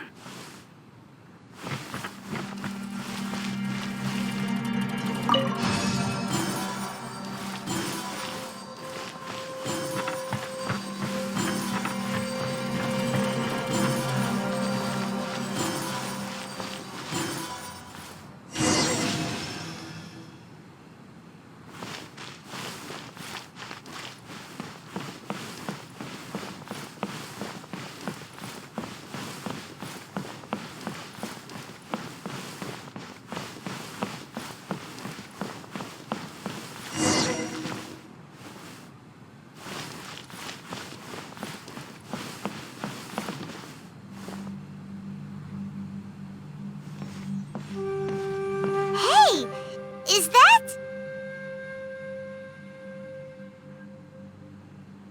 Another door. More delightful individuals await us on the other side, I assume. Let me handle it. Piece of cake.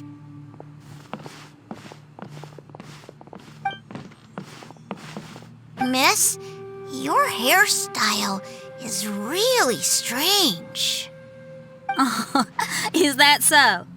I think it looks really cool. Take a closer look if you don't believe me. Your hair sticks out from your head, and you wear spiky things in it. Nobody else has hair like that. Well, you're looking at it the wrong way. If I don't look like anybody else, once you've seen me, you won't be able to forget me, even if you try. You'll still recognize me if you ever see me again in the future. Yeah, you're right. Your clothes, hair, even the way you walk and talk. It's not just for the eyes of others. It's your style. So you should go with whatever you like. Really? But if I wore a jacket with a picture of a puppy on it, people would say, "Hey, little Faye likes stupid little puppies." Then you should ignore them. So, you like puppies, huh? I do. What about your friends? Well, yeah, they do too. Well, then your friends are gonna love that jacket. Okay. Miss, how come you don't do your hair in a nice braid? People would love that. No, I can't help myself. I just like the styles with personality. Plus, I had no idea how so many people would dislike it before I started wearing my hair like this. So, why don't you change it now? Well, this hairstyle suits my music and my lifestyle. The regular ones are boring. They're so uninspired. Plus, they get in the way when I'm head bobbing away on stage. If people don't like it, that's up to them. I ain't gonna change it. What about your friends? Do they not like it too? Of course they like it. They all say that they think it looks amazing. Your friends are nice to you. That's cool. Not like my friends. They left me here on my own. Oh, hey now. Why are you crying? What's wrong? You can talk to me. Little Lulu and little Mung, they're ignoring me. We were gonna meet at the docks today, but they still haven't shown up. These kids are way too young to be standing each other up like this. No. Stay right here. I'll go take a look around. I'll bring them to you once I find them. Oh, okay. Thanks, miss. I'll never say anything bad about your hair again. See, now you're talking sense. I'll see you later. Excuse me, are you little Mung? Little Faye is waiting for you at the docks. He's been waiting so long now that he's in tears about it. Oh, why is he so dumb? He could have just come here and found us. Oh, never mind. I'll go find him instead. He ran off. We should catch up to him. Excuse me, are you little Lulu? Are you looking for me, miss? Didn't you promise to meet little Faye at the docks? Why aren't you going to meet up with him? He's crying because he thinks you've abandoned him. Huh? Oh, that silly dum-dum. Why didn't he just come to look for us? We prepared a surprise gift for him. A surprise gift? How strange. You dum-dum, we were preparing a surprise gift for you. We didn't think that you wouldn't come to try and find us, and definitely didn't think you'd start crying about it. I'm sorry for being such an idiot. No, I'm sorry. You're not an idiot. I guess we shouldn't have been so secretive about it. We didn't come to the docks to meet you because we wanted to give you a big surprise for your birthday.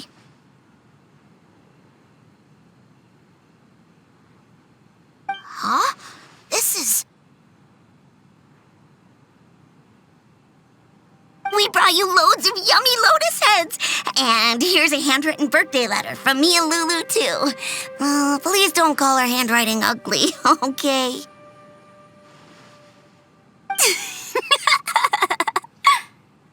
You guys. Thank you. And all's well that ends well.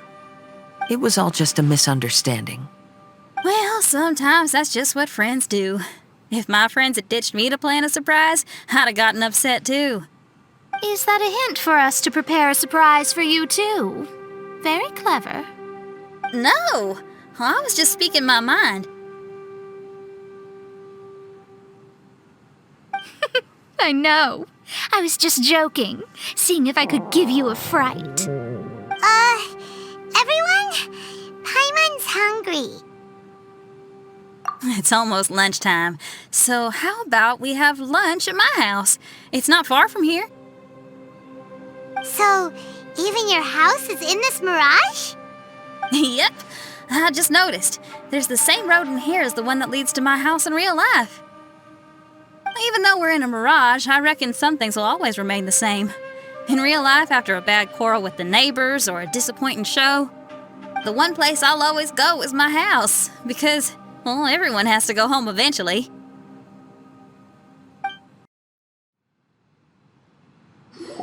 Here we are. Please, come in. Make yourselves at home. No need to take off your shoes. Thank you for your hospitality. Oh, chairs. We can finally unwind for a bit. Huh? Did you guys hear a sound coming from the other room? Oh, you all keep resting here. I'll go have a look.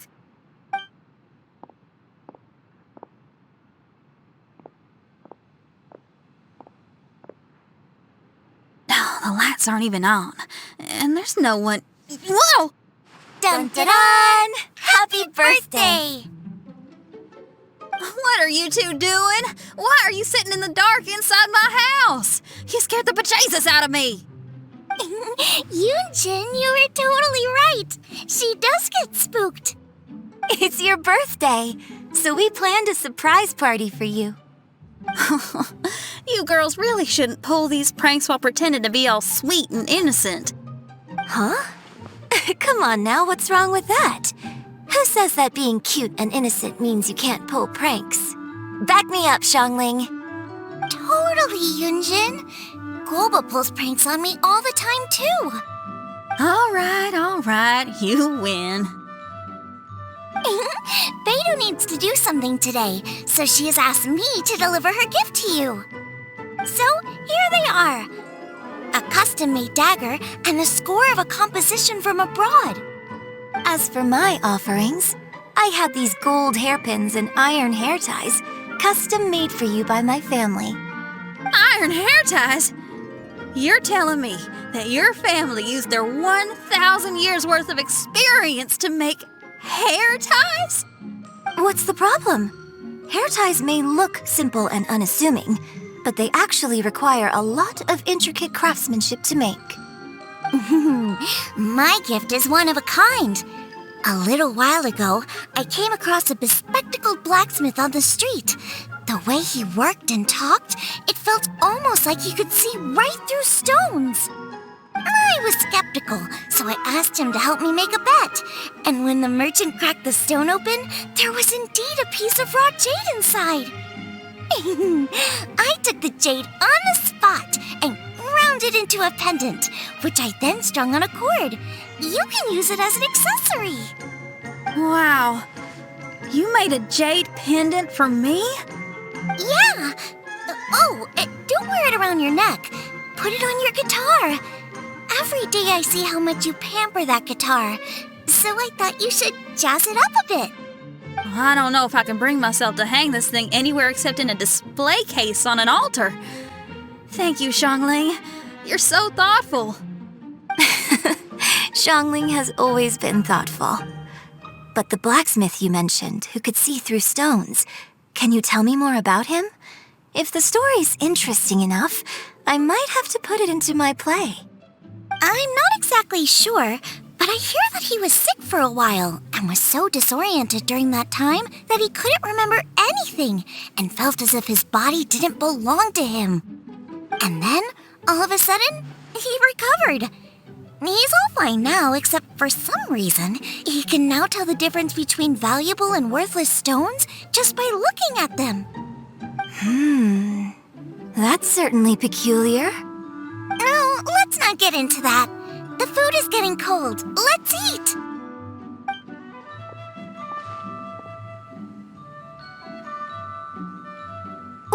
Xinyan, didn't you pick up a trick from an Outlander merchant? The one you taught me on my last birthday. Huh? Oh, you mean making a birthday wish? Yes, that's the one. They also light candles and cut cakes in other regions. But we didn't have time for that, because we were too busy bringing the food over. It's fine. I can just use my imagination. Okay, let's count to 3 and you can make a wish. 1, 2, 3. What should I wish for this year? My wish is...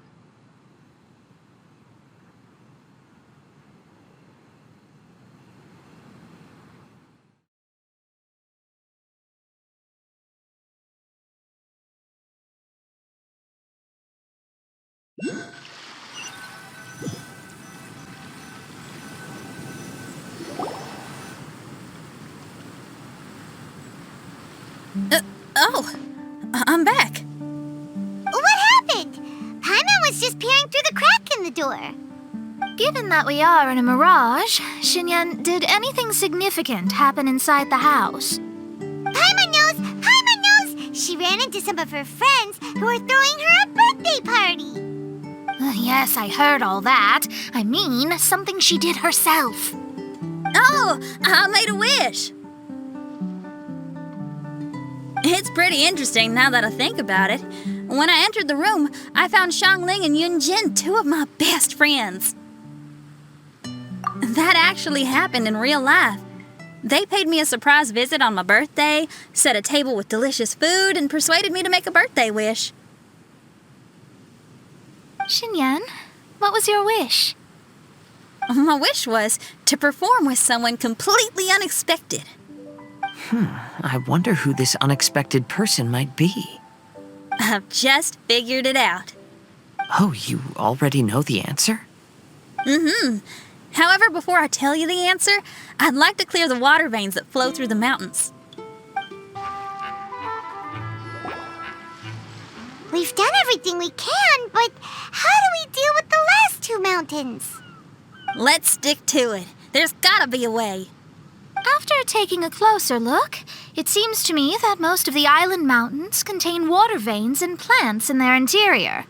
Those together form a system that connects the mountains with one another. However, now that much of the mountains have collapsed, the connection of plants and water veins is blocked.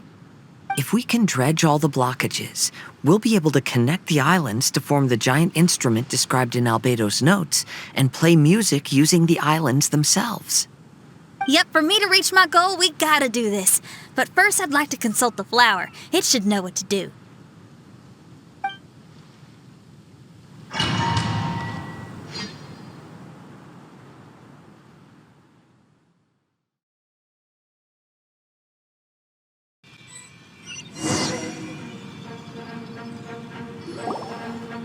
Some of the plants and water veins on the island mountains have been lost. Do you happen to know another way to dredge the blockages? I know someone who can help you with that. Go ask my companion, Frozen Soul, who lives upstairs.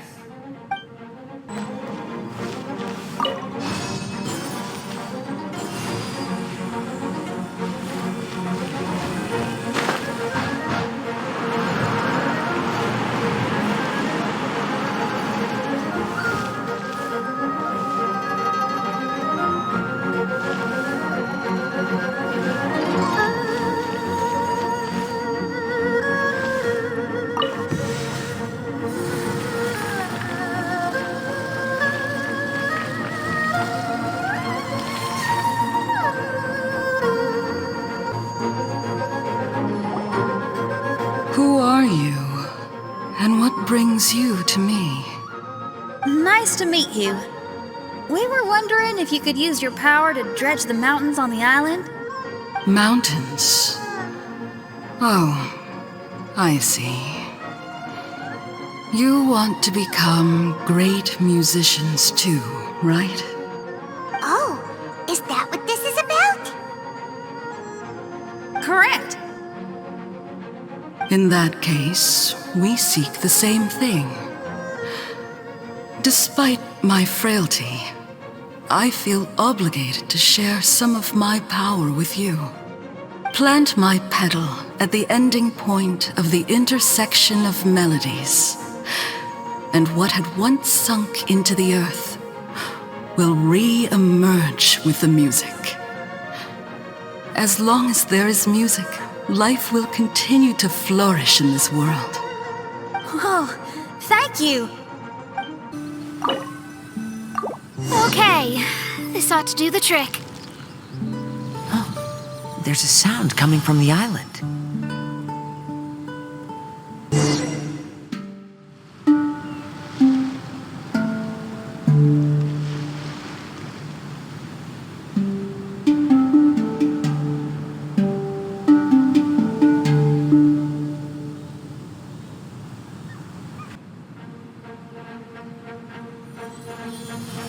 Can you feel anything now that we've planted the petal? Yes, I can feel it. The sun is shining brightly. The sea gleams like a gemstone. The waves lap the milky white beaches, and the grains of sand are pulled into the sea, then pushed back ashore. The seabirds are landing on the rocks, pecking gently and making rhythmic sounds. Da-dum, da-dum, da-dum. It's music. This is indeed music. In fact, this whole island is a giant musical instrument. Since you are a musician, you should be able to understand the meaning behind its original creation. Making music with the tides, waves, and sea breeze as your instruments is the most romantic thing in the world. Let's go, everyone. It's time for my performance.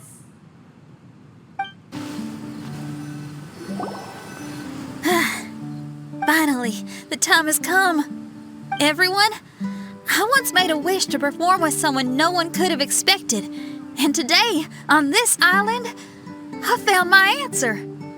No one knows the name or appearance of the man who transformed this island into a giant musical instrument so many years ago, but he is unquestionably one of Teyvat's greatest musicians. I never imagined I'd be able to see such an instrument, and I never imagined we'd be able to play it during a high tide. No. Music is the gift one gives to their kindred spirit, so I'll play something that makes for a better duet with the original musician. No rock music for today. Instead, I'm gonna show you something new.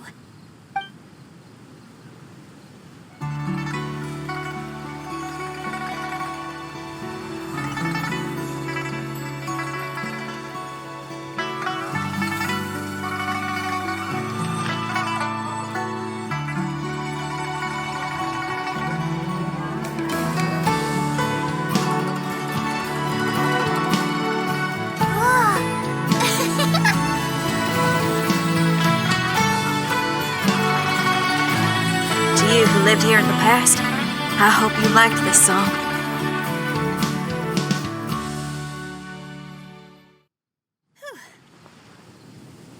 How was it? Not bad, huh? Quite impressive. I've never heard a duet like that before. It was very interesting. And so elegant as well. Paimon's not sure how best to put it, but it was just super unique.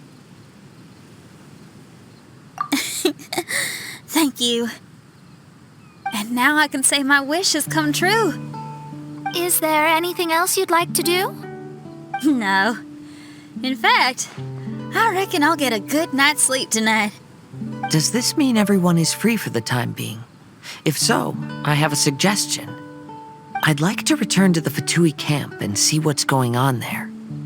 Oh, so you've discovered the Fatui camp as well? Wait, you know about it too?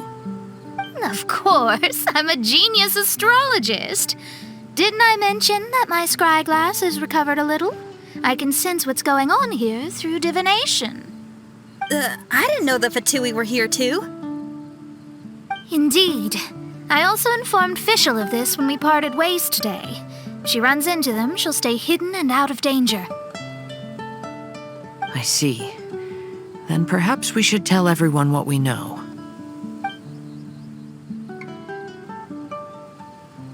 A strange machine and delirious Fatui? Are you suggesting these are connected to the mirage? I can't say I'm certain, but I don't believe they're completely unrelated. Fair enough. Let's go check out the camp.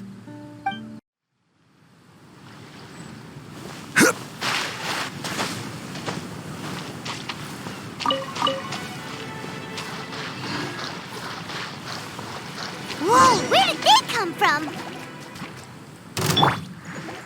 We can get away. Let's play!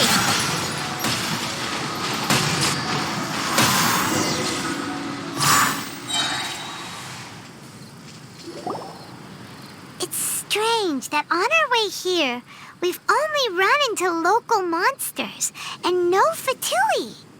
How bizarre. There are still signs of the camp, and the machine is still here, but all the people have vanished.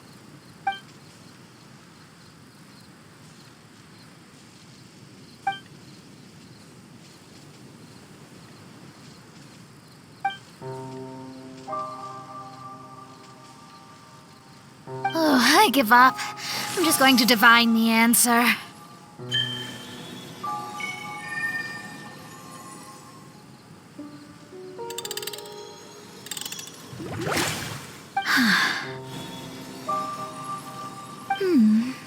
What's this?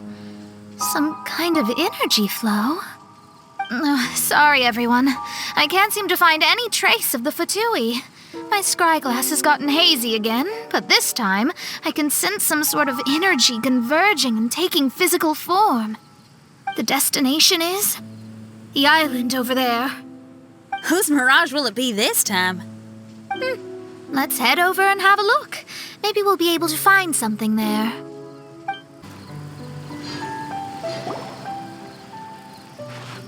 Here we are. Huh? Fischl? It's really her! Hey, Fischl! My imprudent retainers. You finally arrived. Oh, my. Long time no see. It hasn't been that long, has it? Main Fräulein and I sensed a peculiar aura and came here ahead of time to reunite with everyone. We weren't expecting you. Well, what I mean to say is, you arrived sooner than we expected. Is it just Paimon, or does Oz seem nervous? The advent of the Immernachtreich is imminent, and I still need to prepare for the consecration. Main Fräulein, are you sure you... I am quite capable of acting on my own, Oz. If you're weary of the encroaching darkness of the night, you're quite welcome to return to the blinding brightness of the day. Please, Main Fräulein, do not say such things. I am your loyal attendant, your eyes, and I will never leave your side. Stop staring at me like that! Anyway, the time of explanation is not yet upon us. Oh, Main Fräulein. I do apologize, everyone. Main Fräulein is having a rough day.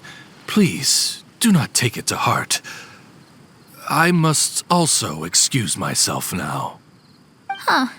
Still no improvement in her mood, even after all this time away from the group. As soon as I saw Fischl, I realized that the mirage that's about to take shape here must have something to do with her. Yes. I, at least, felt a peculiar sense of familiarity when I approached my mirage. Me too. Even though it didn't really make sense, I just had a feeling that something exciting was gonna happen. Exactly. If Fischl and Oz can also sense something, then our suspicions are likely to be right on the Mora. Fischl's probably agitated because she doesn't want to confront her mirage. How come?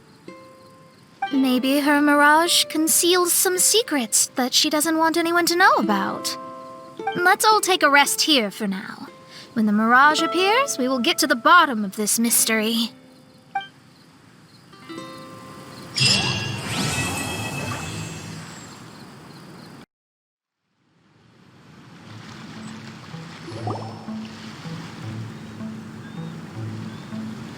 Are you awake?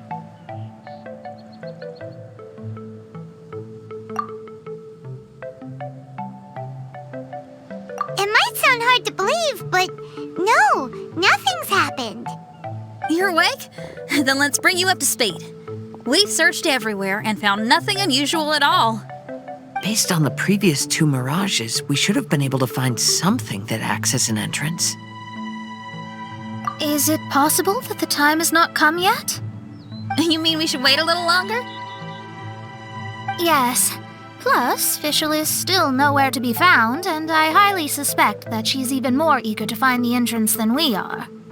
So, let's wait.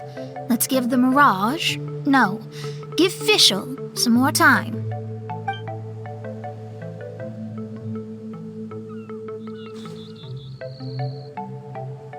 There's something on the beach! A book. And next to it is... a raven statue? This statue looks a lot like Oz. Why did these 2 items appear together? Did the raven bring the book here? What's the book about? Is it a diary? Let's see. Hymn of the Holy Land. I've never heard of a book by that title. From the cover, it looks like it was written by Fischl herself? That would certainly fit her personality. Hymn of the Holy Land. Interesting. I like it. As a title, it has a sacred ring to it. So, what should we do? Should we touch it? Fischl's still not back. Never mind. Let's head inside first. Once Fischl finds the book, I'm sure she'll be able to catch up with us. Paimon agrees. It's like we're peeping into her diary, so Paimon's sure she'll want to come in and stop us.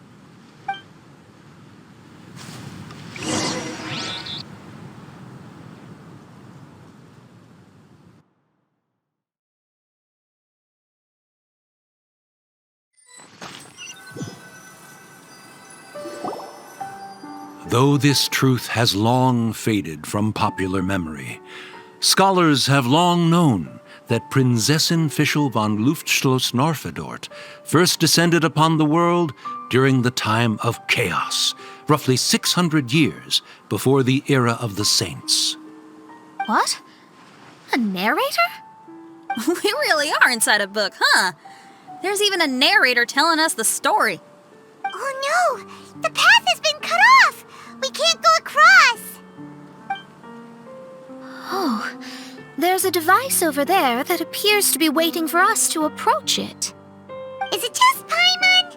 Or does everything in this place seem just a little bit over-deliberate?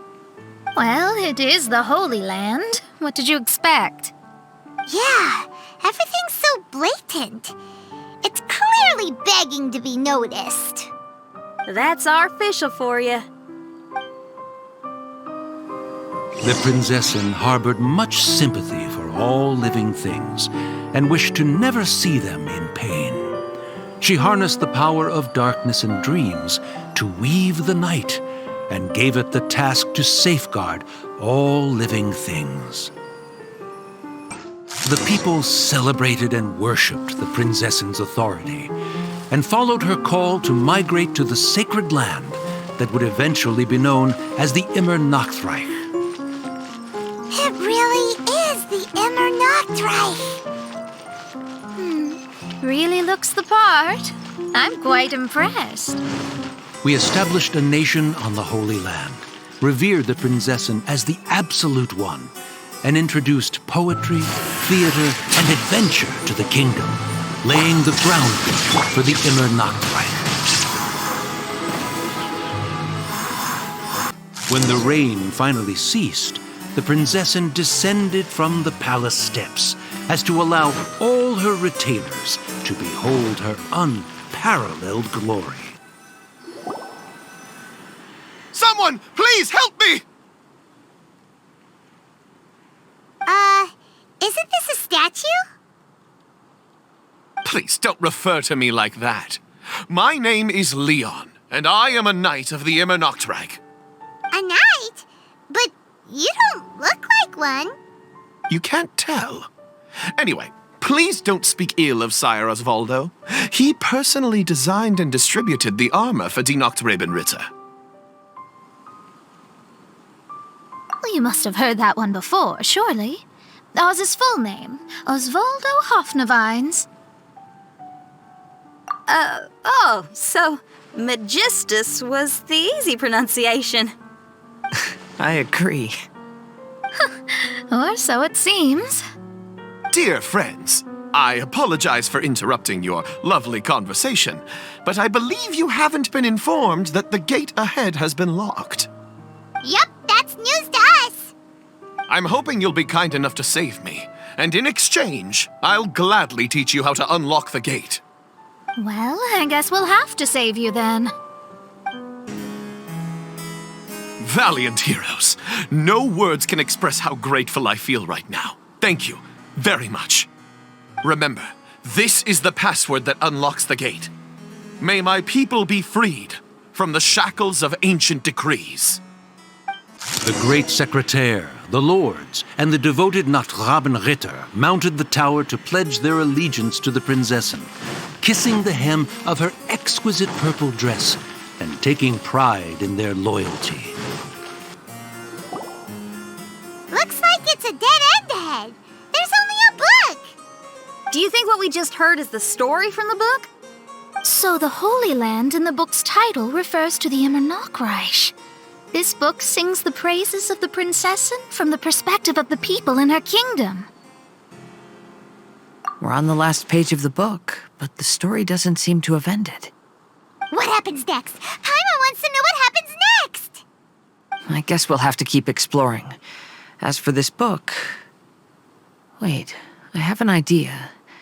Now that we've finished it, let's close it.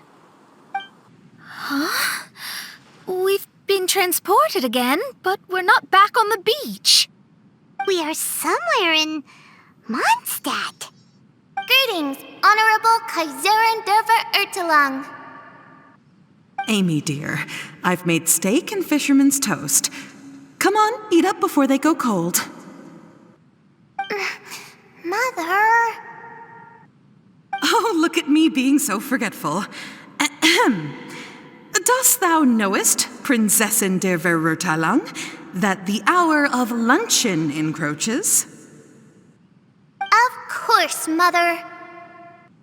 Ah, behold the view from the window, a delight to the senses. Prinzessin, Kaiserin, would you care to join the Kaiser der Verurteilung for a grand royal picnic? We shall enjoy the scenic view and partake of the delicacies granted to us by the heavens. Yes, I shall gladly join you. Oh. Does anyone want to say anything about that? Okay, I'll bite. So, Amy, that's Fischl's real name? Seems like it. The other two voices were probably her mom and dad. Why are you all giving me that look? Forgive me if this comes across as rude, but is your surname truly Magistus? Huh, you think I was bluffing? My full title is and always has been Mona Magistus the Astrologist. Oh, my apologies. Don't you think that's a bit long? Well, it's a special case. Only geniuses get titles like this. Well, that makes no sense. What are your thoughts on the scenes we just witnessed? Well, it seems that closing the book is one way of affecting change in this mirage. Well, I think it's sweet that Fischl's parents are willing to play along with her.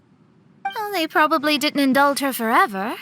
Based on the voice, this was surely a memory from her childhood. It's a different story now she's grown up. You know a lot about Fischl, Mona. After all, we've been friends for quite a while. Speaking of, I wonder where Fischl is now. That voice mentioned that she was heading out. We may as well go outside and see if we can find anything.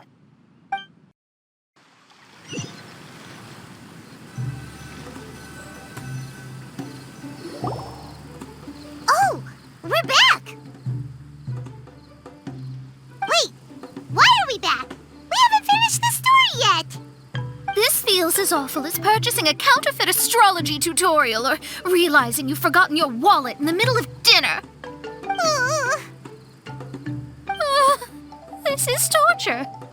I think they're a little bit upset. To be honest, I also don't like to read books that end on an unexpected cliffhanger.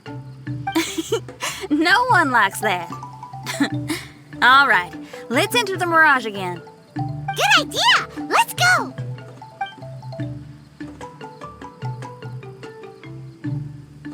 Huh?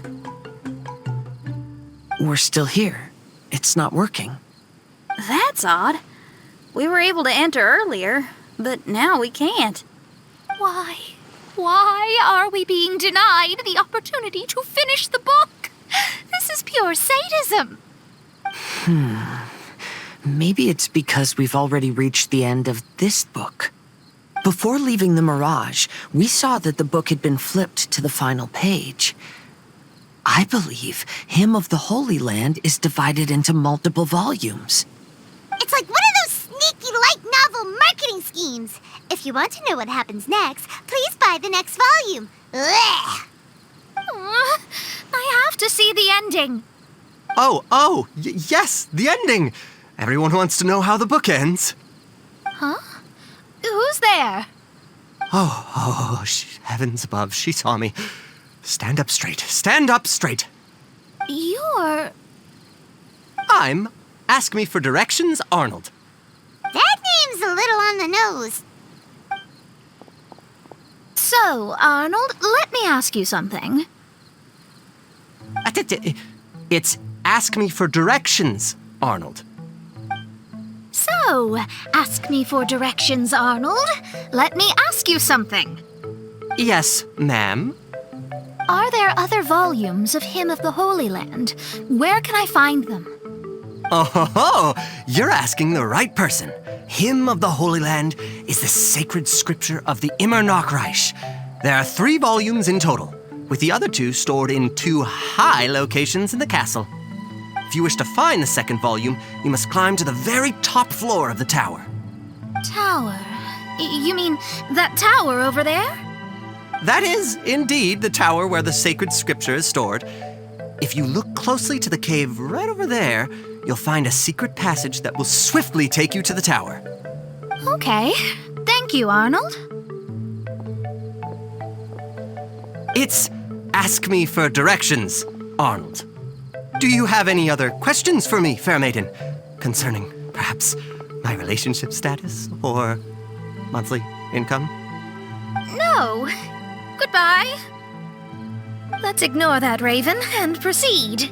There's a secret passage in the cave ahead that leads directly to the top of the tower. But, ma'am, are you sure you're not interested in me? I only shared with you the secrets of the Immer Nachreich because of your great beauty. Ma'am, wait. Hey, stop! Who are you? You don't look like citizens of the Immer Nachreich. Explain yourselves. What's your purpose here? This place even comes with guards!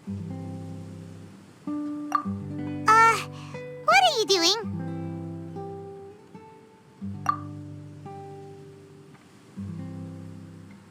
How can you prove that you are Her Highness's retainers? Such an absurd question betrays your ignorance. May my people be freed from the shackles of ancient decrees. That's the password of the Immer Nachreich. They really are Her Highness's retainers.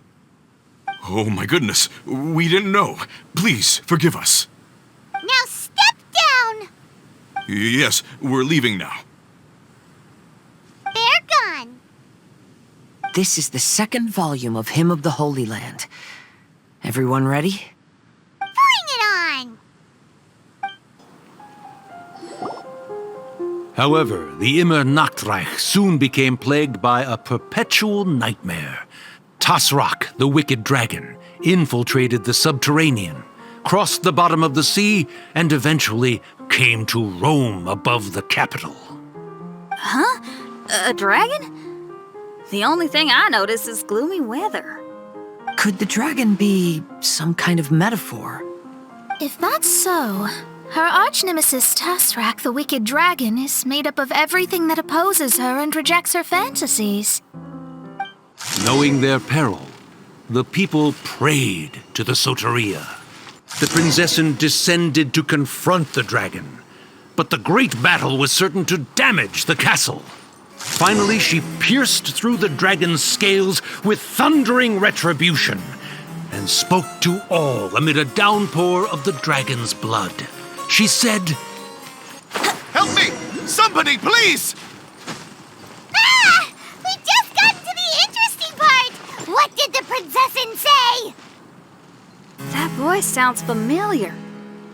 Is it that Natrabin Ritter fella again?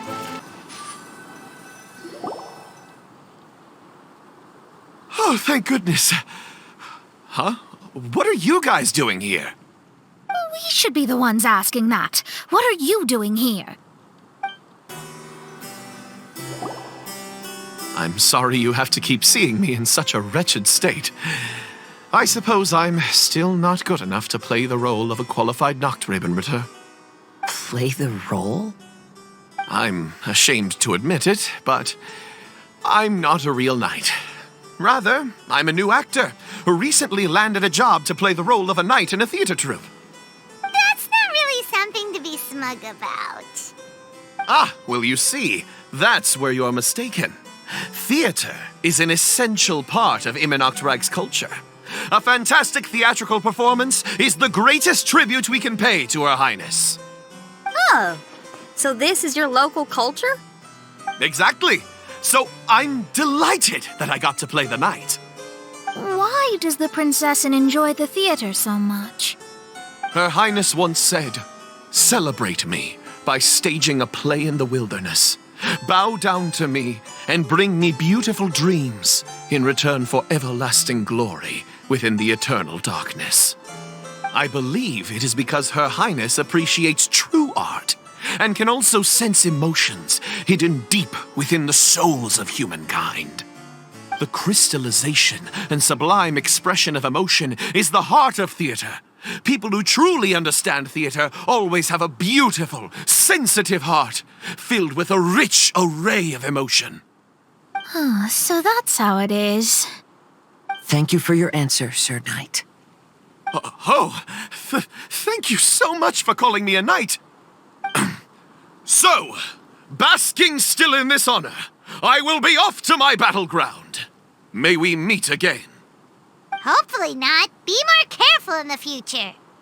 Oh, and please remember the password to unlock the gate.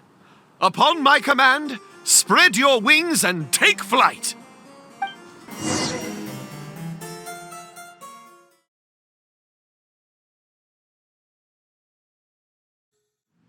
Greetings, my most esteemed father and mother.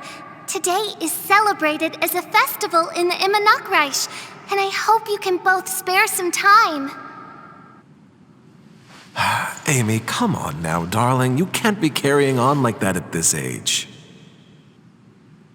You're a big girl now. It's time to forget the fairy tales. But... Oh, and I almost forgot to mention, I've bought you a new set of music course books. Give them a read, won't you? You should dedicate your time to something more meaningful. Okay, Mom. I understand.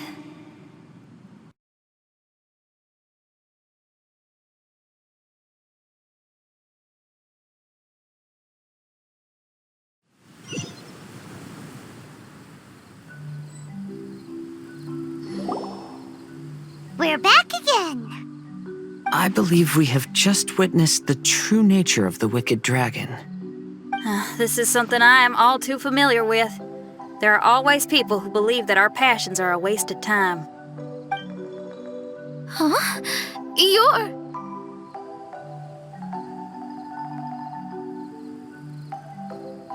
Ask me for directions, Arnold.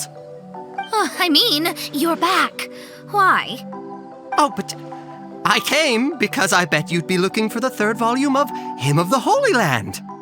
Well, you bet right on that front. You need not do anything for me, my dear lady.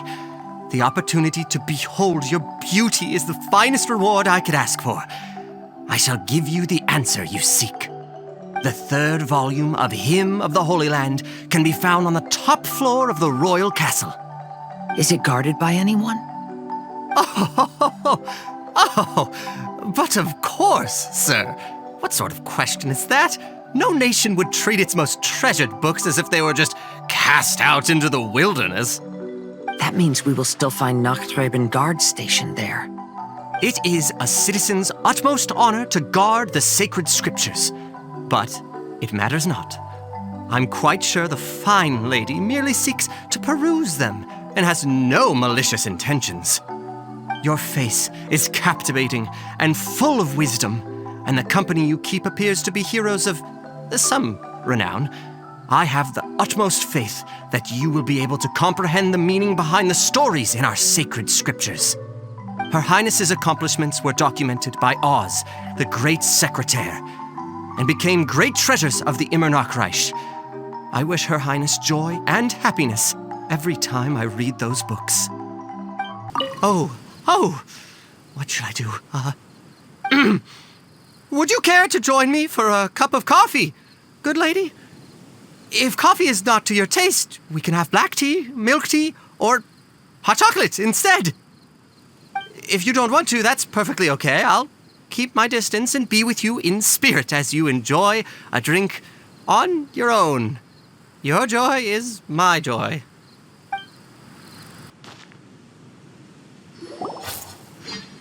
Stop! It's you guys again. What's your problem? We're the princess's personal retainers.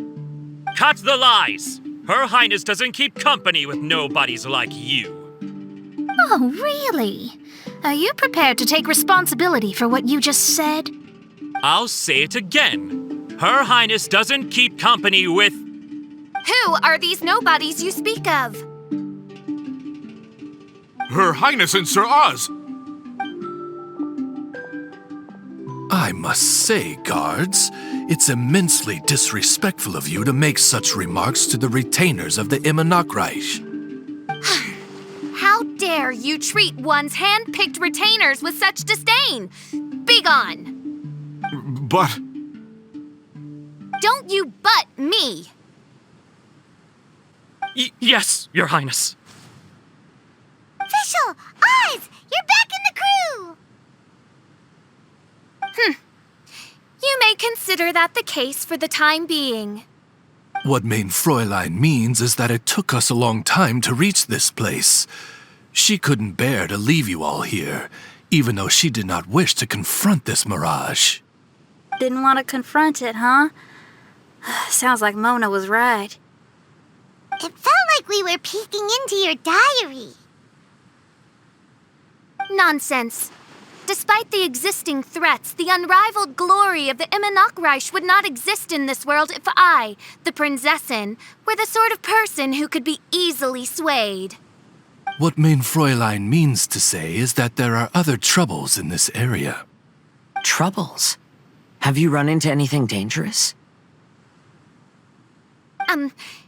This matter can be revisited later. For now, let us proceed with more important work. Let's get this show on the road. The book's right in front of us. Let's not just stand here.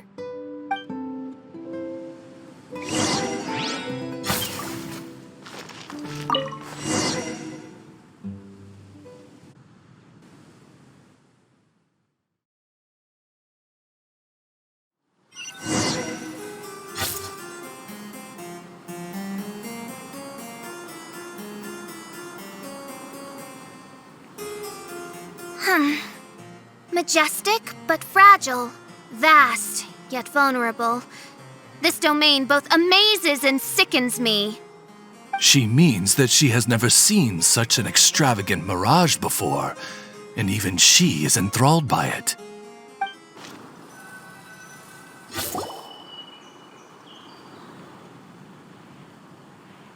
There's a castle here, but some parts seem to be missing. Fischl, is this yours? Allow me a moment to reminisce. Mein Fräulein, you may recall that this is the toy castle you accidentally destroyed in a moment of deep distress. Oz, don't say it out loud. I suddenly recollect that 2 pieces are currently missing from my royal domain. So we have to find 2 missing pieces. Smoke amid a downpour of the dragon's blood.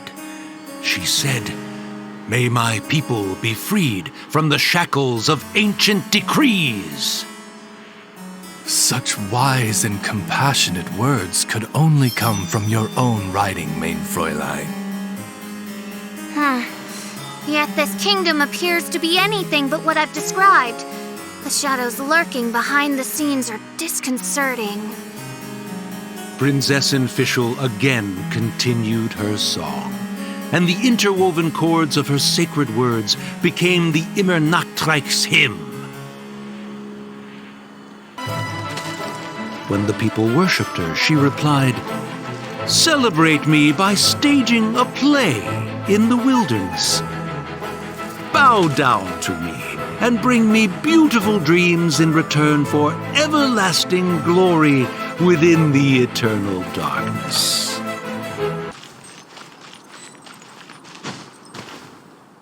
She picked up mere stones to carve out mountains and oceans before bestowing upon her people castles and towns.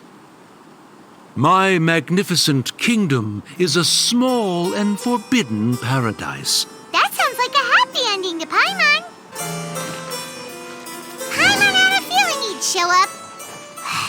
Again? Please don't say that. I can assure you that this will definitely be the last time. Fella, if you want to survive and thrive, you should be more careful next time. A successful journey requires perseverance, courage, as well as a keen sense of danger. You have the first 2, but in the future, please strive to be more vigilant. I shall remember your words for the rest of my life. But it is time to say our final goodbye. You may not have noticed, but the weather has improved, and the sea has become pleasant and calm. We have awaited this day for a long time.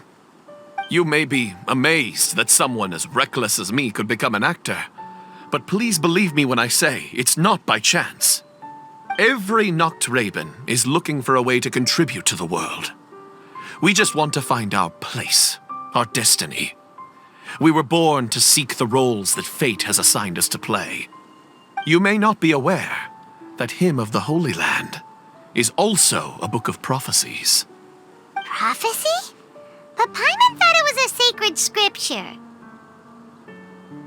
Yes, it is. Hundreds of years ago, the Immernachtreich was engulfed by a menacing shadow. But our ruler stood by and did nothing, as if she had lost interest in ruling the kingdom. Soon after, Oz, the great secretaire, appeared among us. He brought us the sacred scriptures and a most encouraging prophecy. That prophecy is just as it's described in the book and predicts a blessed future for the Immernachtreich. As a result, we became convinced that the gloomy skies would eventually clear, and we have been eagerly awaiting for that blessed day. The Soteria, the Prinzessin der Verurteilung, she will eventually remember the paradise of the Immernachtreich, and on that day, we will devote to her the plays that were promised in the prophecy.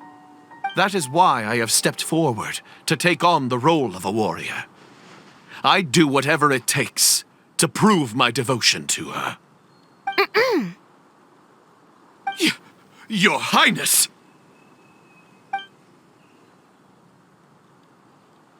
Oh, right! Yeah, she was lurking in the back when we rescued you for some reason.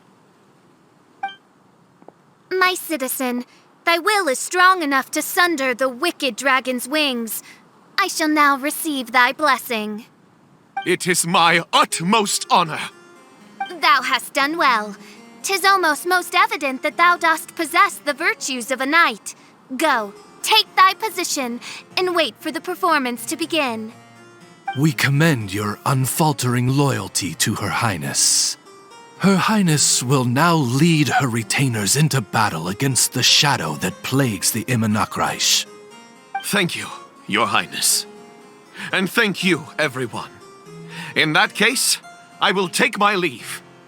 Oh, by the way, please keep in mind that the password for the gate ahead is Zian, mein Sommernachtgarten. Paimon's confused. What were you guys role-playing just now? Is there not a single one of my lords and ladies who understood my precepts?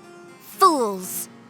What Mein Fräulein means to say is that you are all rather stupid. Yeah, you didn't need to translate that. I suppose this is the important business Her Highness warned us about earlier. Let's get this over with. Huh? Wait, what is it? What's happening?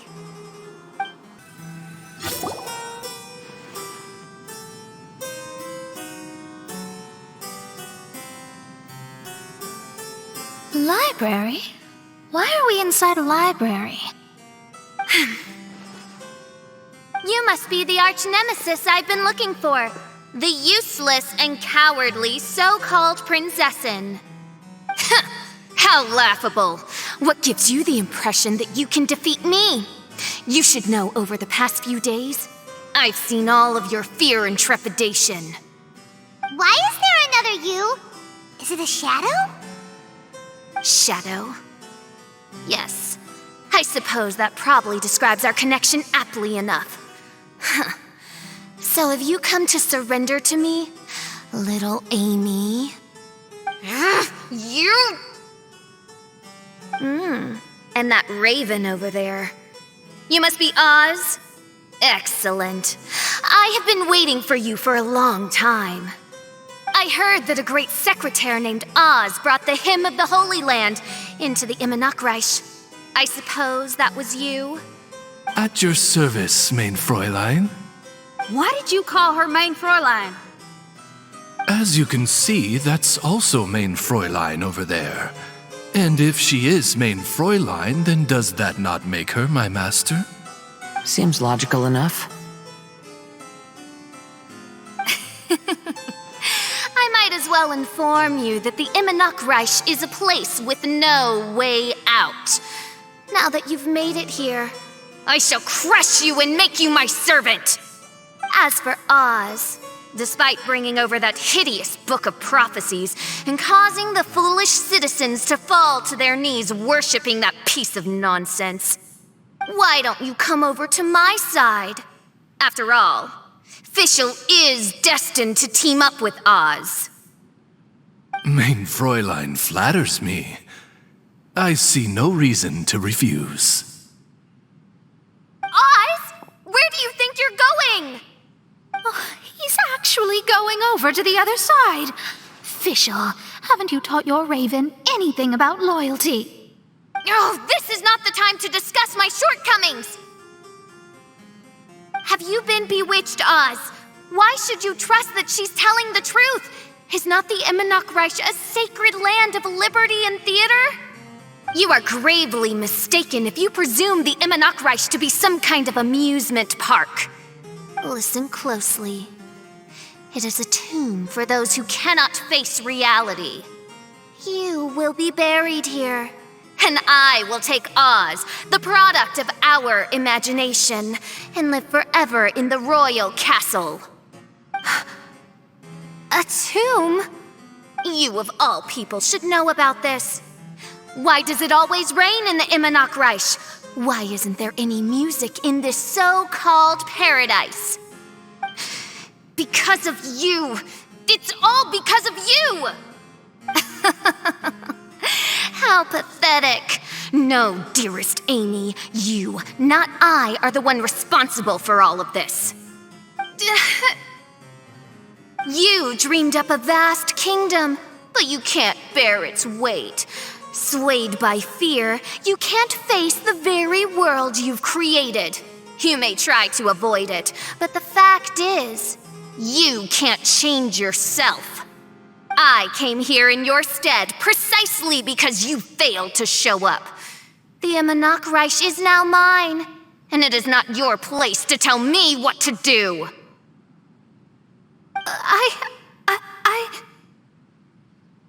Amy, you are but a weak fool who does not deserve this world. Be gone. Hey, are you done? For you to give yourself such a piece of your mind, it must have been bothering you for a long time. Mona.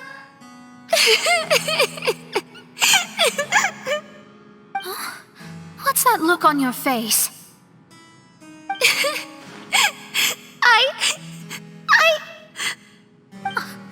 You're not going to admit defeat, are you? I hate to admit it, but she might be right. No. Please do not think that.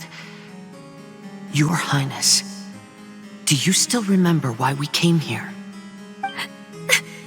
Kazuha? I am a samurai from Inazuma who's been entrusted with your safety.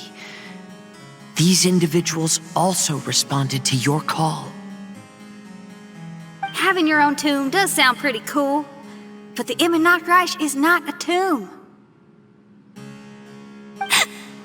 Xinyan! Oh, so you've made some friends. But do you really think that's enough for you to defeat me? I am your fear, your dark side. I am the nightmare from which you have never escaped in all these years. Standing before me, you are nothing!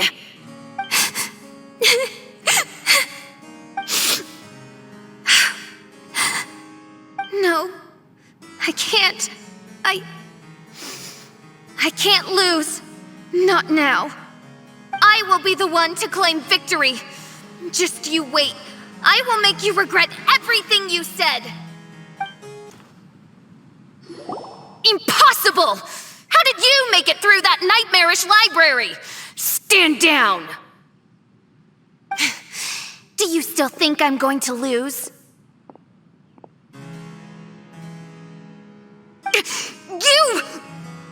You looked down on me. You thought I was a worthless coward. And yes, I did used to be like that, because I am someone who can't face reality, who spends all day daydreaming and can't cope with setbacks or criticisms. But now I understand. I understood as soon as I first laid my eyes on this mirage. Do you see that incredible world out there? So vast, so breathtaking. That is my imagination, the source of my power. You act so arrogant under that dark cloak of self-obsession, but that's not your true nature. You're no princessin. You're just a narcissistic speck of dust hiding in my shadow. You are the true loser, the one who's holding me back. You hide your fear and cowardice behind a facade of thorns and self-loathing. You are far weaker than me. Now give it back! What? Return to me what is rightfully mine. The Immernacht, the castle, my people. And most importantly, my companion Oz. Oh, mein Fräulein, you speak with such eloquence and vigor now. You've truly matured into the Prinzessin. You've got some nerve opening your beak, traitor. No, mein Fräulein, I've come here to prove something to you all. As we all know, Oz will always follow Fischl, the Prinzessin der Verurteilung. It should make no difference whose side I am on, because you're both Fischl.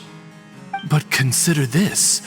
When I switched sides, you did not lose your identity, did you? Indeed. These are words of wisdom. What do you mean, my identity? Whom do you suppose Fischl truly is? Huh? This is my question to you, mein Fräulein. Fischl is... Well... Fischl is... She's a loser! A coward who refuses to confront her true self behind the fantasies and lies! No, you are wrong. Fischl is... me? Ah, you caught on most rapidly. Huh? That's it? Indeed, mein Fräulein. Fischl is sometimes the Prinzessin der Verurteilung, and other times not. She may be courageous and arrogant, but she may also be weak and cowardly. Fischl is you, both noble and humble.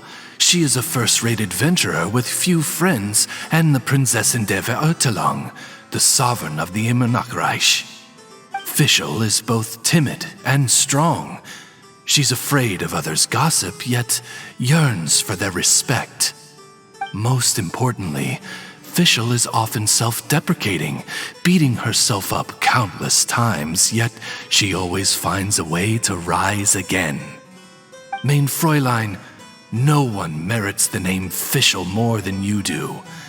It's a complex yet simple name that represents the beauty of dreams and liberty. With or without loyal admirers, Amy will always be Fischl.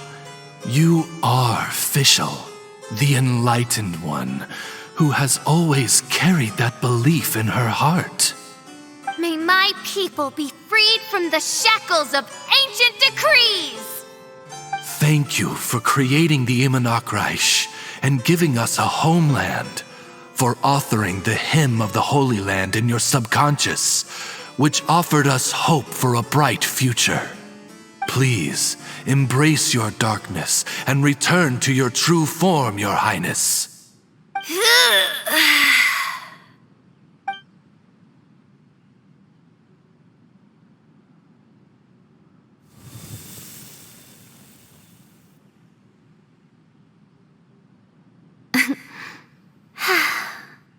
Whoa! Fancy dress Fischl vanished! Wait a minute, and now she's back? Shadow seems to have returned to Fischl's heart, where it belongs. Everyone, lend me your ears. There she is. Citizens of the Immernachtreich, do you hear my summons? Yes, Your Highness. There she goes again. I am so done with this. Oz speaks the words of truth. Today is a grand occasion, for it is the day that I seize back my heart and reclaim control of my kingdom. I hereby announce, welcome to the Immernachtreich! Yay!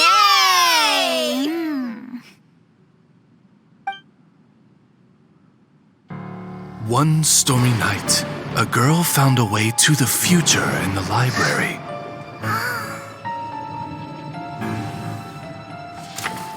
She said to herself, I shall create my dream kingdom. I'll carve mountains and oceans and erect castles and towns. Then she spoke to those who shared her dream. Please be proud of all that is unreal, for we are greater than this world. For our magnificent kingdom is a small and forbidden paradise.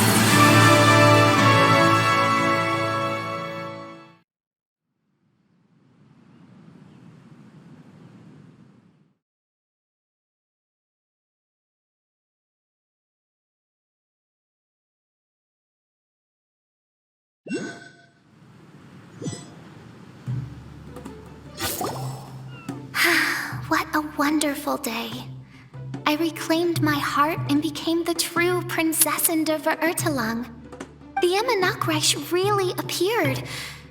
Even so, I know that all the negative emotion I've been harboring in my heart will not simply go away. And that's okay. I'll carry these imperfections with me as I fight on, because I now know that what I have is unique and wonderful. Fischl, the stage is all set up outside. Wanna go check it out? Lady Paimon, do watch your words. Oh, right. Okay. Your Highness, wouldst thou care to venture outdoors and, checketh stuff out? How dare you, retainer of mine, mock the great and dignified Prinzessin der Verurteilung! I concur. Now, let us rejoice and celebrate this historic moment for the Emma Nachreich. Oh, what Mein Fräulein means is that she entreats you to celebrate the arrival of the Emma Nachreich with utmost zeal and great joy. All right, we get it. Please don't translate her words back into official speak. Watching a theater performance in a nation like this must be quite an experience. As for the puzzle I'm working on, I should have an answer soon. Oh, there's something we've got to do. Your Highness, Oz, please excuse us for a moment. Very well. See you soon.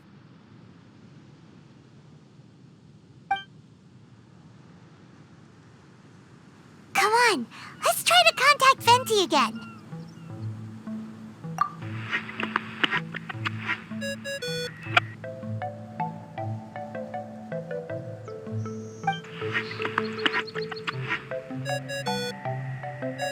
Oh, it's you.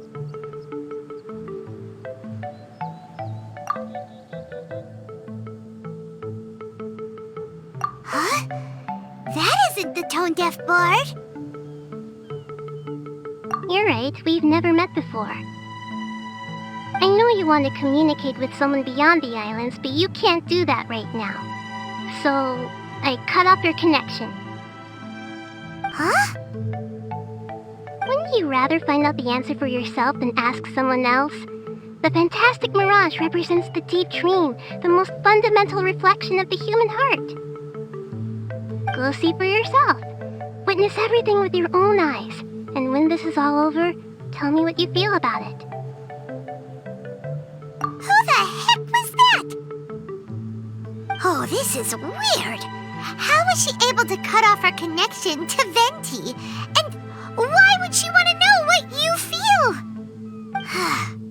Nope, Paimon doesn't get it. It's kinda eerie, but Paimon will protect you. Paimon will be there for you no matter what.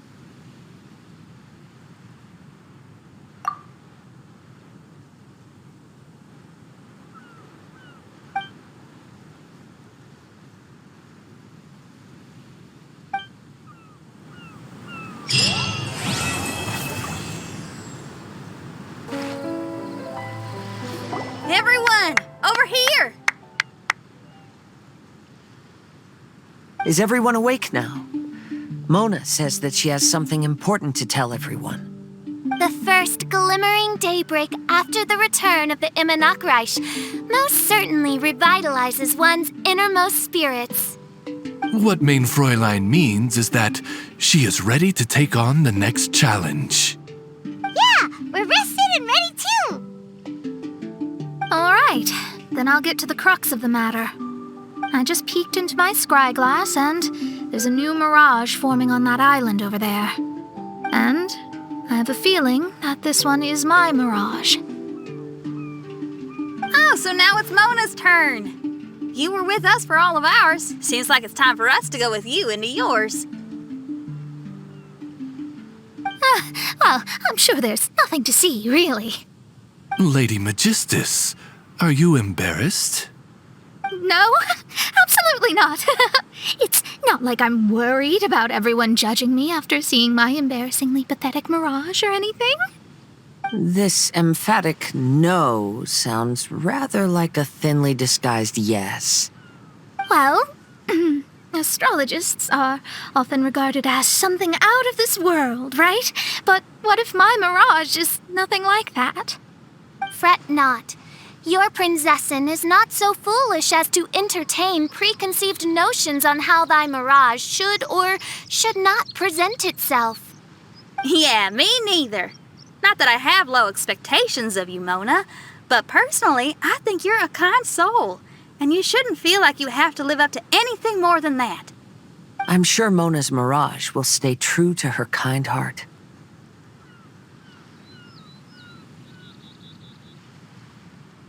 Yeah, and it's not like we're going in there just to do some sightseeing. There's other reasons too, right? Really?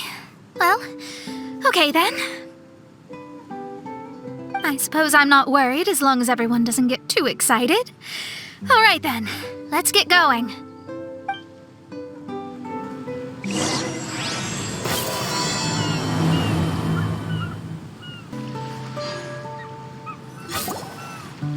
According to my scry glass, we've arrived at the Mirage. Okay, let's find the entrance first. Is that it? Over there?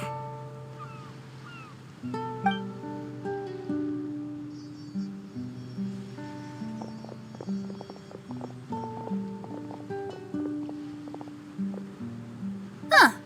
This looks like some kind of pool.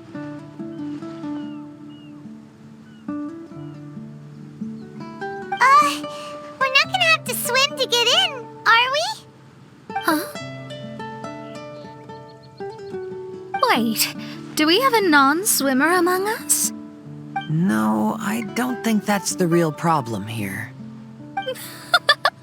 Someone's scared, huh? Well then, I'll go first. And there she goes. She's gonna show off her oh-so-perfect swimming skills now. Please be mindful of your wording, main Fräulein. Oh, right. See you later. Whoa! Mona dived right into the pool and disappeared! Let's catch up with her.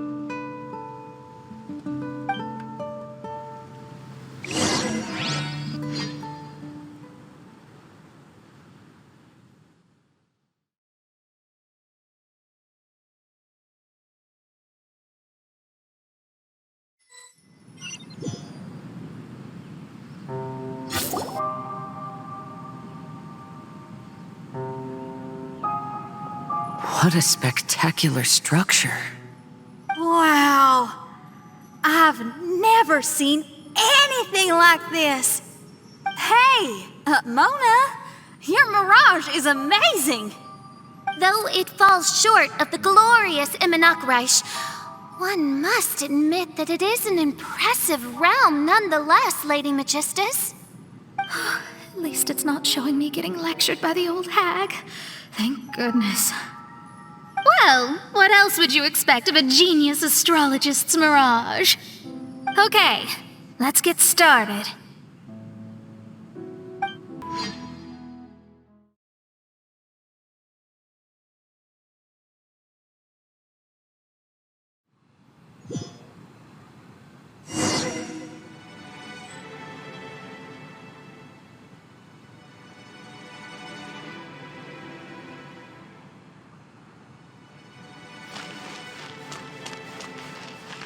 I've always been very proud of my talent in astrology.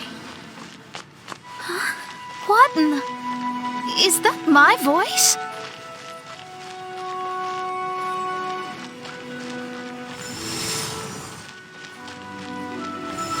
I believe that astrology is a valuable discipline and that it is capable of revealing the inner workings of this universe. Oh, that's me. Talking to myself.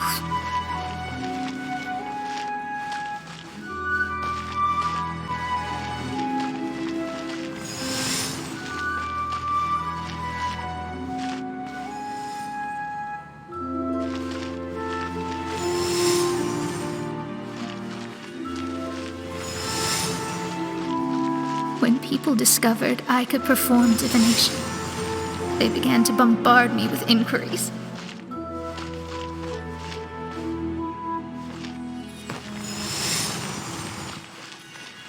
When is my missing son going to be found? Do they love me or not? Will I ever recover?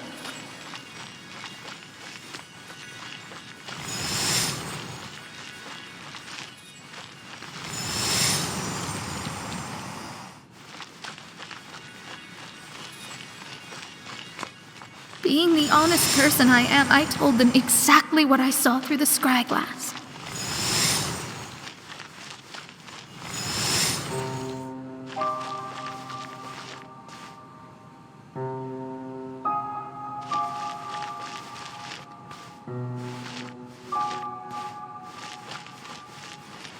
Though honesty may bring about resentment, I couldn't lie in the face of such a noble art. Astrology is a scam. That's insane. Can you please leave me alone now? I need some space.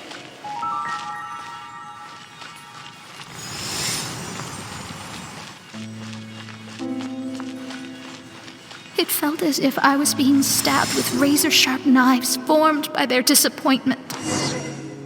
I could see the future, yet I felt miserable, as if I'd fallen into an abyss.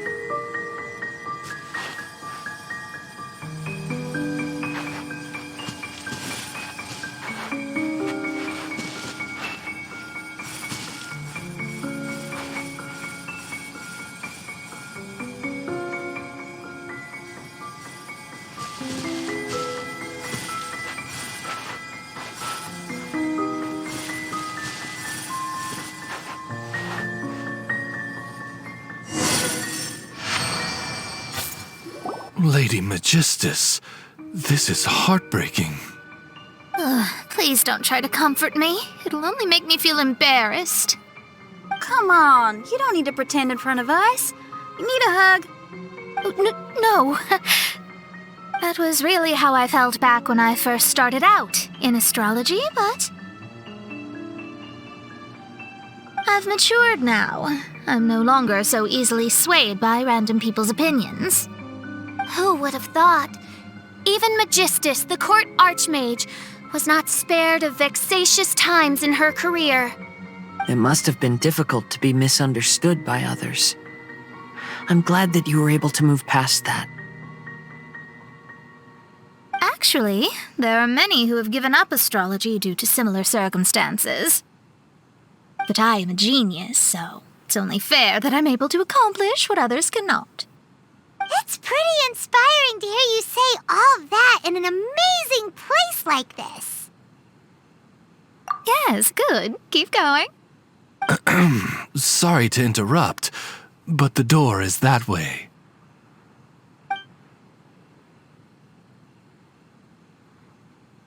All right. I'll let you shower me with praise after all the mysteries are solved.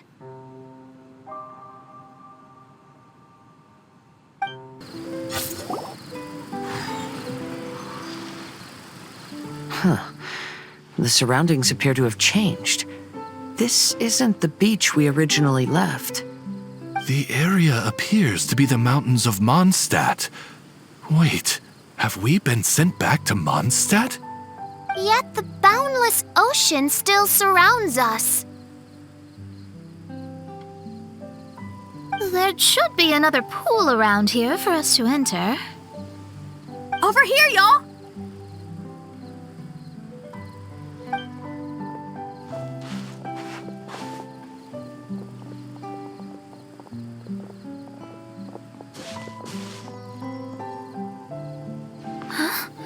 Why isn't it letting us enter?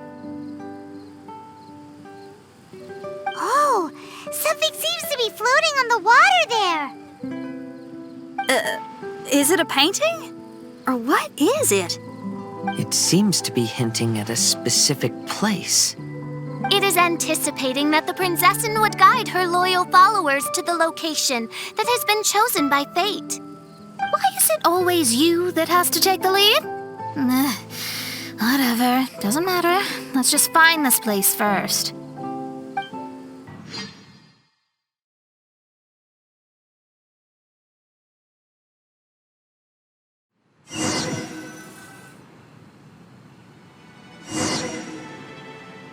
Astrology reveals the truth unreservedly, but not everyone is willing to accept their fate. No matter. Running into difficulties is part of practicing the craft. I must also become stronger myself in order to convince people.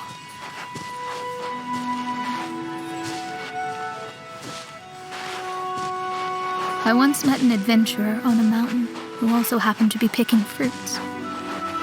He was even kind enough to share some with me, so in return, I agreed to perform a divination for him. The results were terrifying. I advised him to give up adventuring as soon as possible, otherwise he could meet his end within the next 2 years.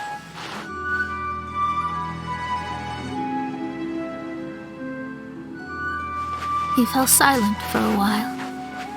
Surprisingly, he didn't doubt the results of my divination like others had, but he looked quite perplexed. Even so, I have to keep going. Adventurers can't just give up in the face of hardship. With that, he picked up his pack and headed for the peak.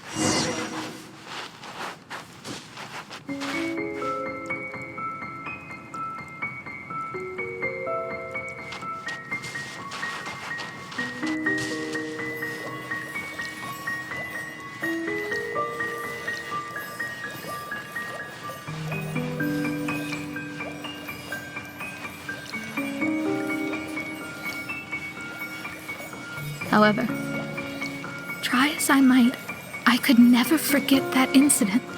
Why is that?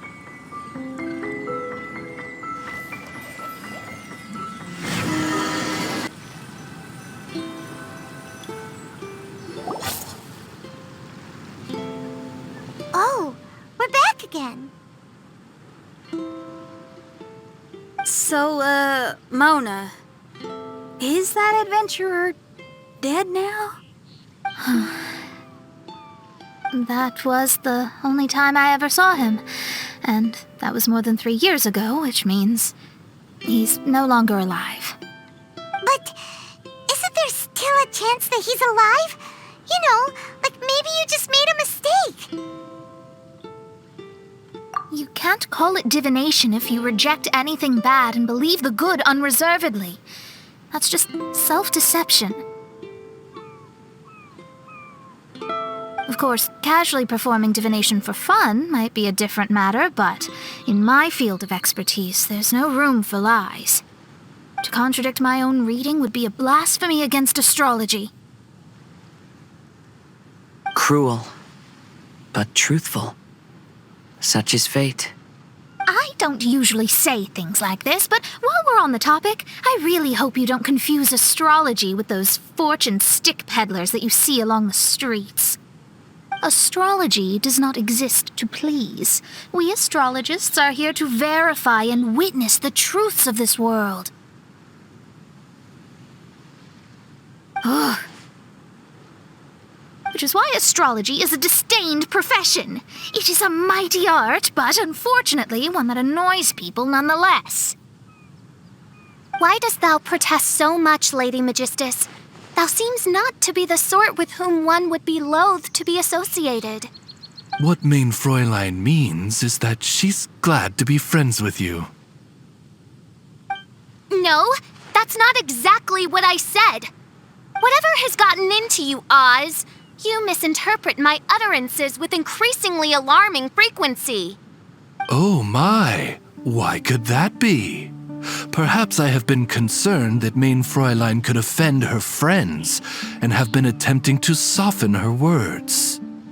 Although you're the only astrologist I know, you've left an awesome impression on me. You're not annoying at all. Those who go snooping around for secrets, yet ignore whatever they don't want to hear, they're the ones who should reflect on themselves. Knowing your fate doesn't come cheap. If one could simply avoid fate with just a few words, no one would have to endure the pain of parting. Mona, don't take others' comments to heart. Follow your heart and never forget what's right. I don't need comforting, thank you very much. I'm very tough, you know.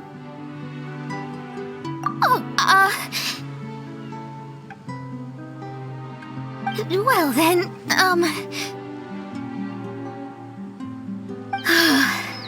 thank you. What dost thou say? Speak up and offer your highest reverence and blessings to the prinzessin. Okay, Your Highness. Instead of making a scene, why don't you go collect the other fragments in the new location reflected by the pool? We can't enter the mirage without them. Mein Fräulein, you are the only one with eyes sharp enough to locate the secrets. If that's the case, very well. I shall proceed to the beach. Let's go, Mona. Oh, okay. Coming!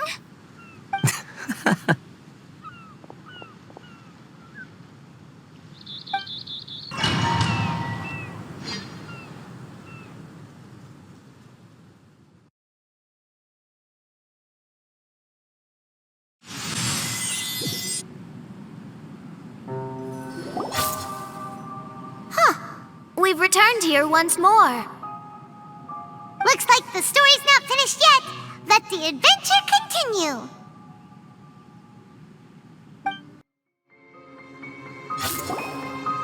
Oh, wait, how the... Another house in Mondstadt? What are we doing in my house? Your house? This is your house? My, how unexpected. I heard Lady Magistus lived a modest life, but this abode... Look at the labels on these books on the ground. Only one of its kind? 990,000 mora? Hey, that's super expensive! There are so many expensive-looking hardcovers over here. So this is what an astrologist's room looks like. The rooms are exquisitely designed. This place must be very expensive. Hey, I'm just occasionally out of mora, that's all. I never said I was a pauper. You're not? Oh, so what about those times I treated you to meals and had you over to my place for dinner? Mein Fräulein, mind your phrasing. Thou wert blessed with the coveted opportunity to enter the palace of the Imanok Reich and meet with the Kaiser and Kaiserin der Verurteilung. Or hast thou conveniently forgotten this magnificent occasion? Oh, yes! The stew and cold cuts your mother made were heavenly. I could go for some more of that right now. Lady Magistus, this is not the time for such things. Is that Mondstadt cuisine? I want to try some. I heard Mondstadt has lots of local delicacies, especially meat dishes. Then I shall extend to you the honor of meeting the Kaiser and Kaiserin with me on a future occasion. Really? Hey, we should go too! Now that you mention it, it has been a while since I visited a friend's house. I shall gladly oblige. Oh, but shouldn't we bring some sort of gift? Those two are very kind and understanding, so please, don't worry about that. Just bring yourselves. You seriously have to try her mom's cold cut platter. It's her specialty or something. Anyway, it's simply delightful. Not to interrupt, but perhaps we should start working on the puzzle at hand? Ever since I entered this place, I have found myself most preoccupied with that ornament. Oh, right.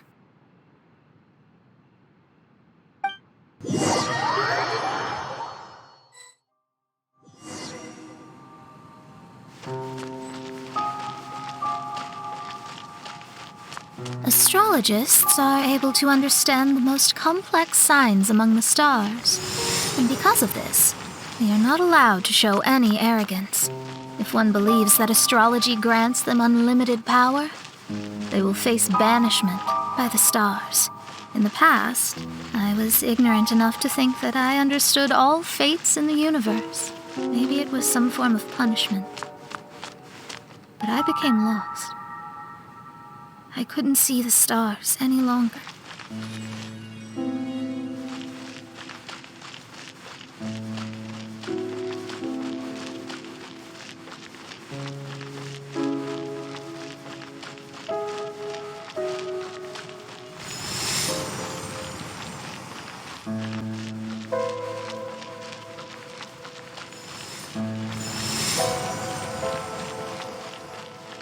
You should not get confused. If you should become confused one day, not even astrology will be able to help you then. That's what the old hag said. We astrologists can't predict our own fate. But today, those words seem to carry a different meaning.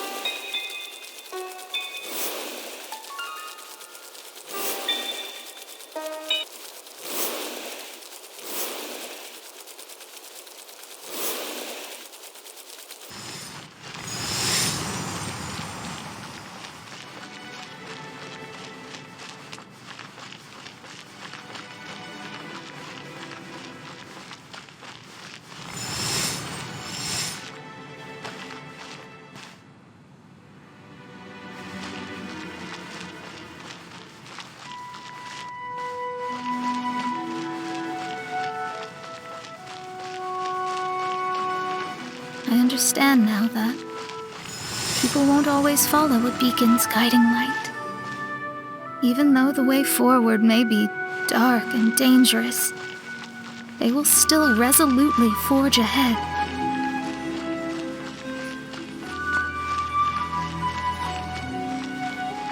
Fate is called such precisely because it cannot be altered or reversed.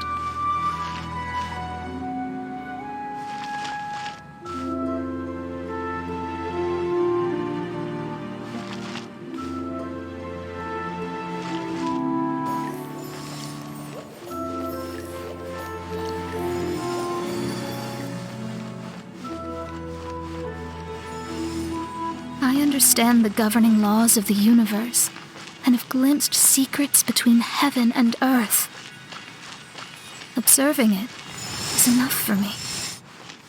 There's no need to force it. There are no perfect legends and no heroes that can save everyone. Instead of dwelling on my helplessness, he sees my own destiny.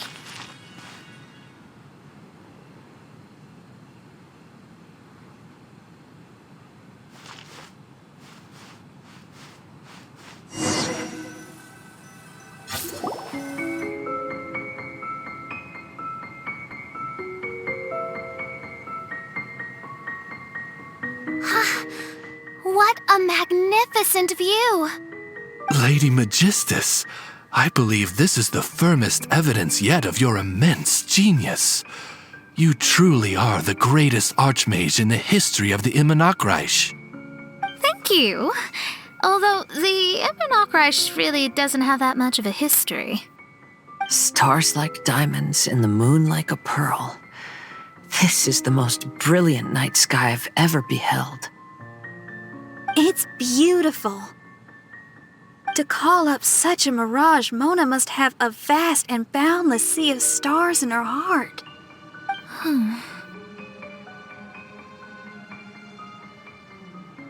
I'm just thinking. These must be the things that we aspire to. This night sky is incredibly beautiful. In fact, I might go so far as to say it's even more beautiful than what I usually see in divinations. All the stars are in their rightful place. This is definitely my mirage. Only here can I see extraordinary sights like these. Extraordinary? Why do you say that? You know, the night sky of Tevat is truly marvelous. All the answers in the world seem to have been hidden within. When is my missing son going to be found? Do they love me or not? Will I ever recover? As your stars move across the sky, they record all your life events in their path. And among all the people in the world, a considerable number will see their stars deviate from their path. When your stars are on track, it means you will be healthy, happy, and at peace. Conversely, if your stars go off track, everything will get worse. The starry sky in my divinations would never look as perfect as this. Some stars would lose their way, and others would fall. I wish everyone could be happy and stay on track. To this end, I offer advice and tell the truth. I know it's useless. All fates are already revealed in the night sky, with mine too, just another among them. I can't change anything. Even so, outside of astrology, outside of the words of truth, I still cling to the wisp of an irrational fantasy. We must all live within the confines of reality, but call me presumptuous. But I still believe in miracles. In this vast sea of stars, there are stars for you, for me, for everybody. What are the chances of one star encountering another? Are these encounters not the most wonderful miracles in all of destiny? I don't know. But within Tevat, the stars in the sky will always have a place for us. Even if astrology is resolutely rational, fate remains arbitrary, cruel, but romantic.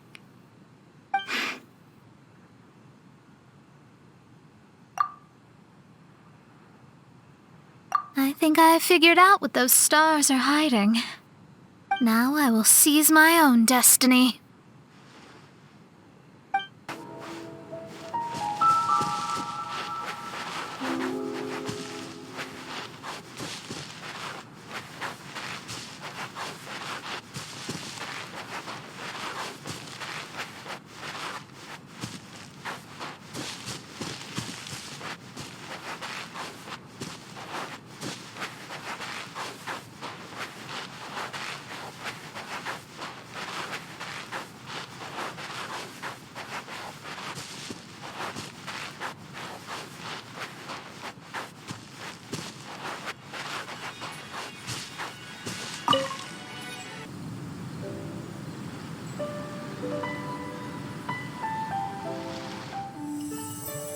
There was a transparent bird made of crystal. It was beautiful and fragile and could sing the most beautiful songs. But since mortals couldn't see it, they believed it to be a trick. How could a transparent bird possibly exist, let alone sing?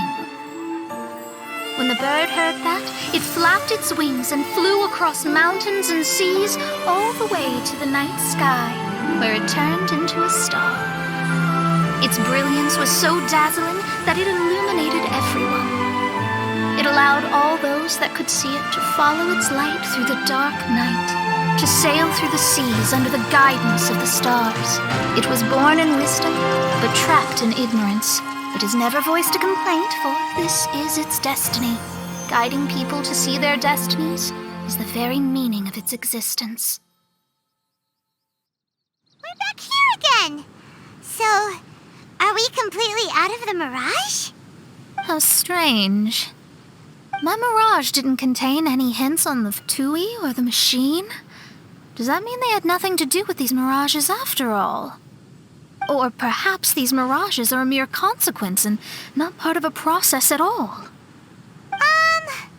Paimon's lost.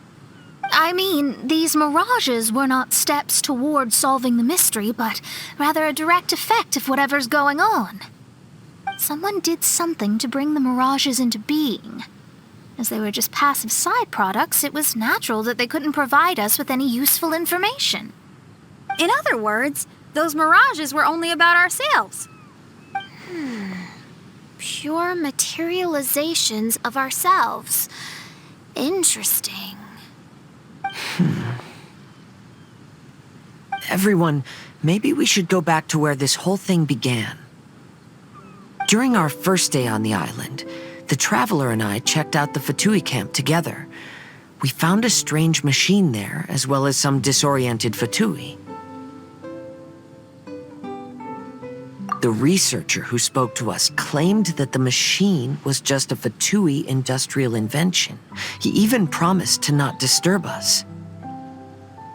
Right! And the Cappy Cap guy looked half asleep the entire time. He kept talking nonsense. I wonder, is it possible that madness and mirages are two different outcomes of the machine's influence? If so, everything can be traced back to that damaged machine, except for the difference in how it affects people. This, I believe, is caused by differences between the affected people themselves.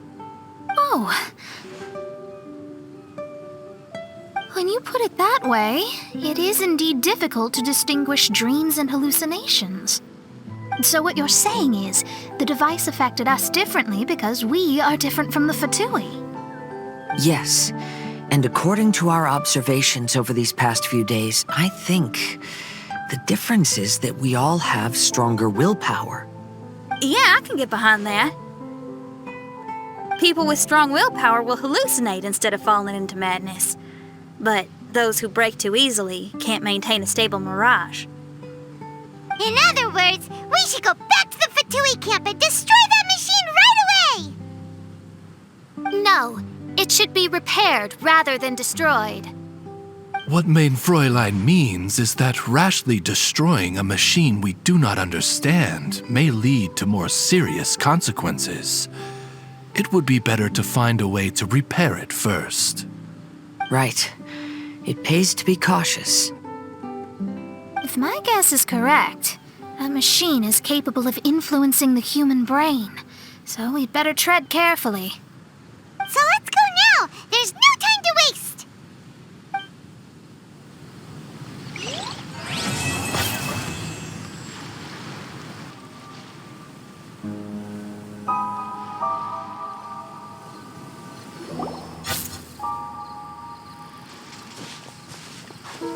Hey, look!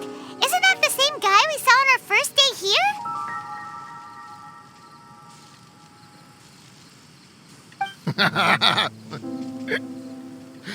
Everyone's gone crazy. Everyone should get out of here. We'll never wake up. But I was right, my precious. You are invincible. Precious? What's his precious? A miracle machine. Definitely not impossible. I think he's referring to that machine. What a drunkard. Oh, goodness. The smell of alcohol. Maid Fräulein, please allow me to fan the fumes away with my wings. Excellent. Please, fan them away for me, too. Certainly. I've checked the surroundings, but there's no one else here. Isn't that strange? The Fatui is a big organization, but he's the only one left at this camp.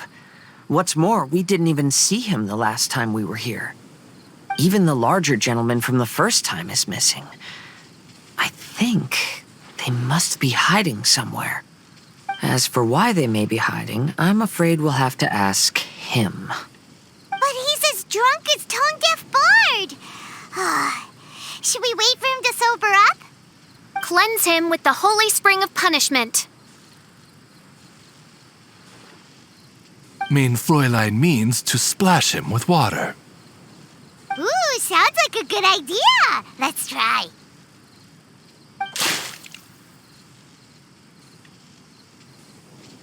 Hey, he opened his eyes. Huh? Hey, are you one of the Fatui? Can you tell us what happened here and what that machine is for? Fatui? Ha! Fatui! Those blockheads from the administration will regret it now. That's what you get for rejecting my research, forcing me to conduct my research on this deserted island. My precious! Why is he crying? Looks like he has a lot of pent-up emotions. You mocked me! And my precious invention. You don't know anything about the future. Only my invention can help us conquer the world. Idiots. Such idiots. Ow! Don't hit me. I won't blow up the lab again. I'm sorry. I didn't mean to. This man's gone insane. There's no way we can communicate with him. He wasn't like this when we first met him. It looks like the effects have grown worse, to the point of driving him mad. My manuscript. My manuscript. Only that can save. Manuscript? Where is it? Don't yell at me. Don't yell at me. Fischl, don't yell at him. Then I'll... Let me try.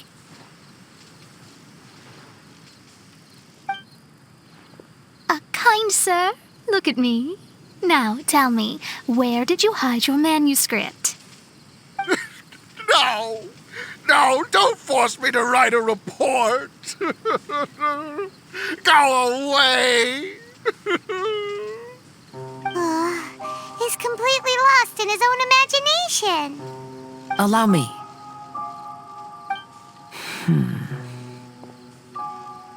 Please excuse me.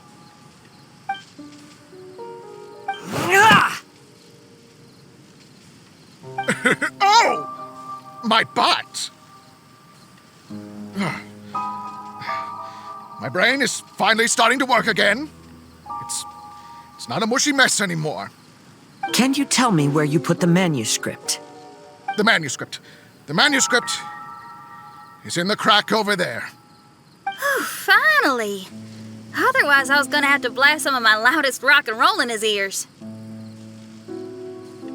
Kazuha hesitated for a long time before making a move. He's so nice. Everyone, let's search the stone cracks nearby for the manuscript.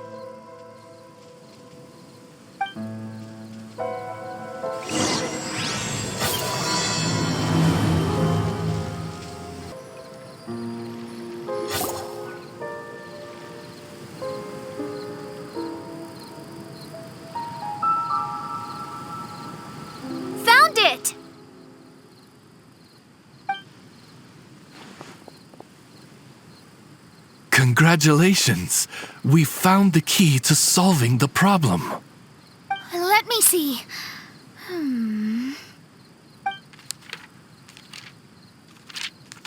Just as I thought. This machinery, named cognitive mimicry, is capable of altering the state of people's brains. It was invented by the researcher we met earlier. His name is Persakov. According to the manuscript, the Fatui officials did not support Persakov's research. They believed he had taken the wrong path. But Persakov insisted on putting his machine to use. In order to achieve that, he disassembled the machine and used his connections to transport the parts to this deserted island. How did they find this island? The Fatui's intelligence network is not to be underestimated. Persakov was dead set on carrying out his experiments on this island. Most of his subjects were junior Fatui soldiers who all signed a waiver beforehand. It looks like they really thought this machine would benefit the Fatui. How does the machine work? That's most likely top secret. The manuscript didn't reveal any details, but Persakov did mention that the machine was modeled after the power of a god. Does that mean there's a god connected to these dreamlike mirages and the Fatui found a way to research it? Clearly. Otherwise, they wouldn't have been able to reproduce the god's power. Anyway, Persakov's experiment did not go as planned. The machine broke down just days after it was activated. They tried to fix it, but the technologically illiterate Fatui soldiers completely ruined the machine. Even its most important component of all, the crystalline cores, got ejected and disappeared. A testament to the importance of maintenance in all aspects of life. I believe we can all learn something from this. Persakov may be a mad scientist, but he didn't want to see his subordinates suffer. Besides, if he didn't solve the problem, he would end up going insane as well. As a last resort, Persakov went out on his own to look for the cores. But he was just a sickly researcher, unfit for the task.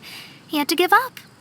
Then, Persakov went searching for the soldiers who had gone mad and strayed from the group, and took them to a hidden cave. I think that was where they were at the day we arrived on this island. Persakov was taking a strong Fatui soldier somewhere. Yes, it took Persakov all of his strength to get all the missing soldiers into the cave. He tried to snap them out of it with music and poetry, but nothing worked. We came here once, but there was no one around. Come to think of it, that must have been the day Persakov was busy gathering the soldiers into the cave. There's good news and bad news written on the last few pages. The good news is, Persakov managed to figure out the location of the crystalline cores by piecing together the snippets of information he could get from the delirious soldiers.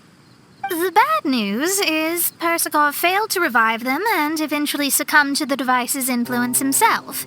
The last few pages of the manuscript are just unintelligible drunken scribbles. It appears that the responsibility for this issue now falls to my retainers and I. There's a map in the manuscript. The markings should indicate the locations of the crystalline cores.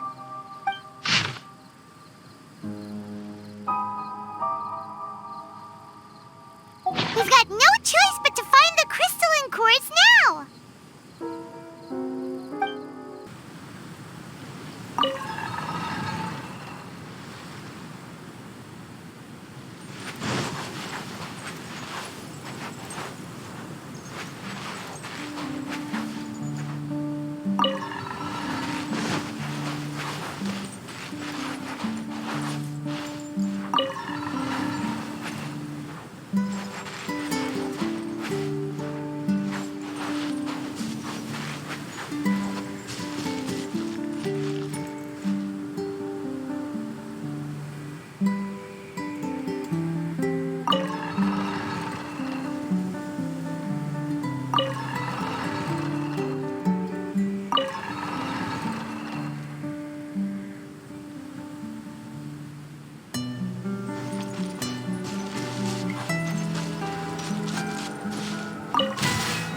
This should be one of the crystalline cores mentioned in the manuscript.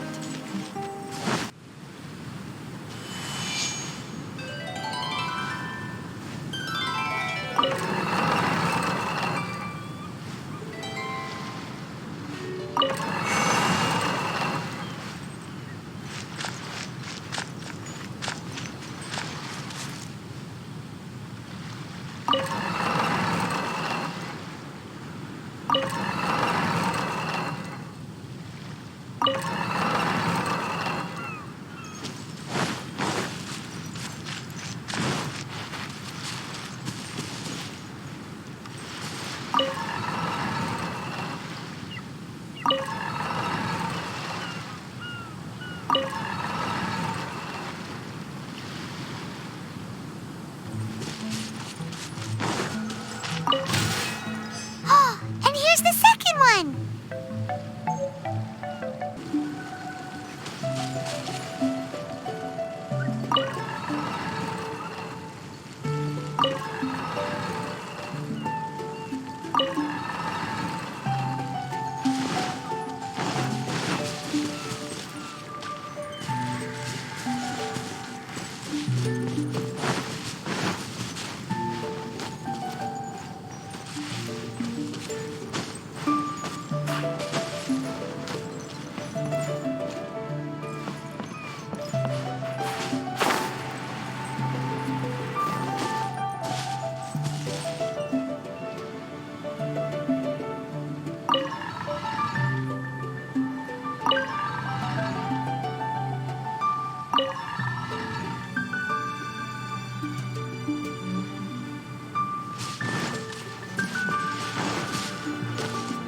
We found all the crystalline cores!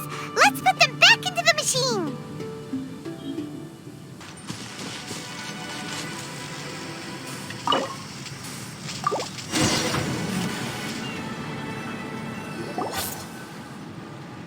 We've inserted all of the crystalline cores, Mona.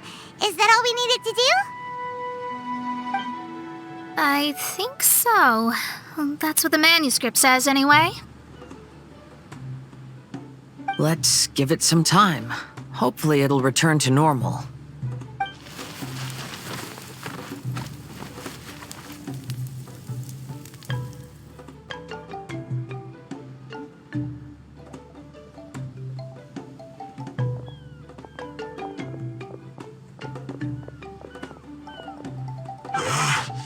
Someone's in our camp.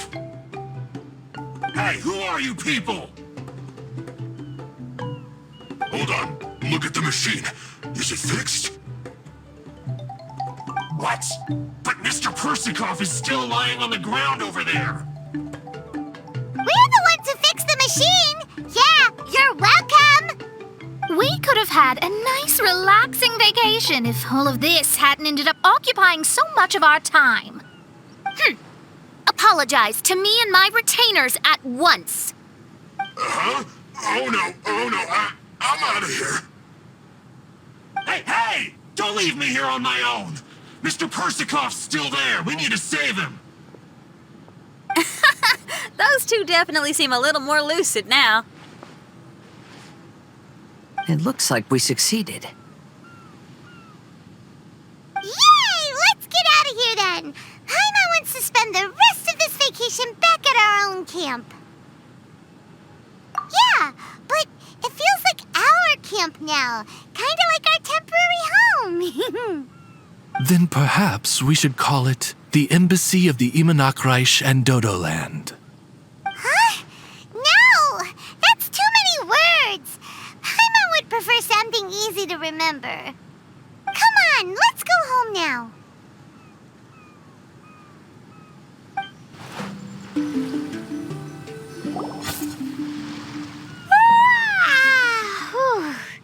After coming home to a nice big meal, then having a long lie down, Paimon's finally starting to feel relaxed. Is the hospitality of the Imanakreich to thy liking? Paimon's loving it. Wonderful. Main Fräulein invited you all here not only to witness the arrival of our Holy Land, but most importantly, she wished that you could all relax and enjoy the summer. Great. Well, I've come to the right place. I love it here. May this place become an eternal paradise. Main Fräulein says she hopes to go on more adventures with you here in the future. Of course. And you should come find me and Liyue when you get the time. I'll show you around. Oh, also, my friend runs the best restaurant in Liyue. I'm sure you'll love it. If you're into opera, you should go see Yunjin. She's the nicest person, and she likes making friends with new and interesting people. I'm sure the two of you will have plenty to talk about with your shared passion for theatrics. Oh? If Lady Xinyan speaks so highly of it, then I must entertain the idea. Traveler, I have a suggestion. There's a snack called roasted lavender melon in Inazuma, which goes rather well with fish. Why don't we roast some fruit and seafood for dinner tonight? Then it's decided. I'll go gather some more fruit. And for seasoning... Yep, that should do it. Ah, you're all here.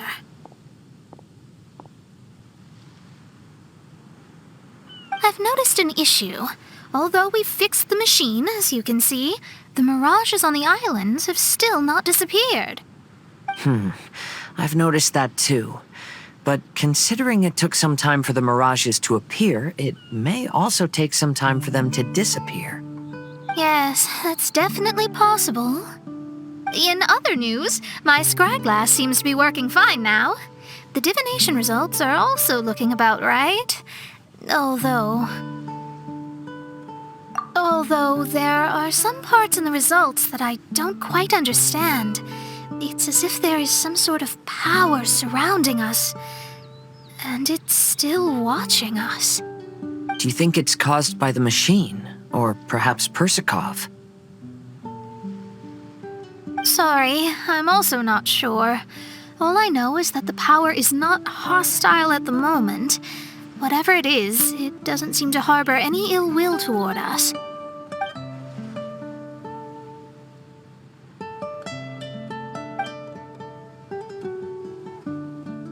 Well, although there's nothing left to disturb us and we can finally kick back and enjoy our vacation, we still ought to be cautious while we're on these islands.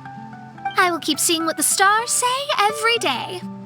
I promised Fischl that I'd be her guard. I can help. Good. I'll be counting on you. Goodness knows why those girls are so carefree about everything. I suppose it falls to me to be extra vigilant. Oh, coming.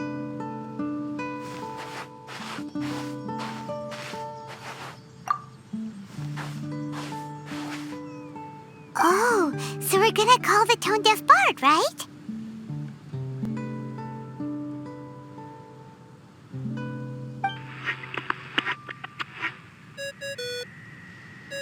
Well, hello there, strangers. You finally called. I thought you were having so much fun that you'd completely forgotten about me. Nope. Oh, tone-deaf bard, a whole bunch of really strange things happened.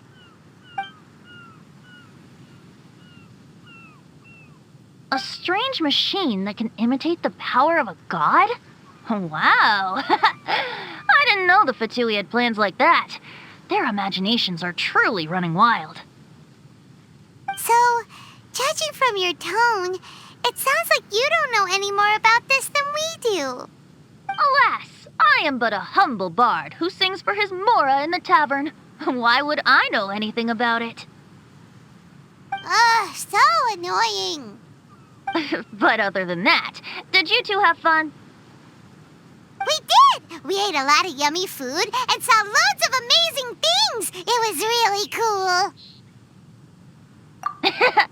That's good. The point of traveling is to record any feelings stirred along the way. As long as you had an unforgettable experience, this journey has served its purpose. As for the mysterious voice, although we don't know who it was, not only did she not harm you, she also helped you to gain a better understanding of each other, right?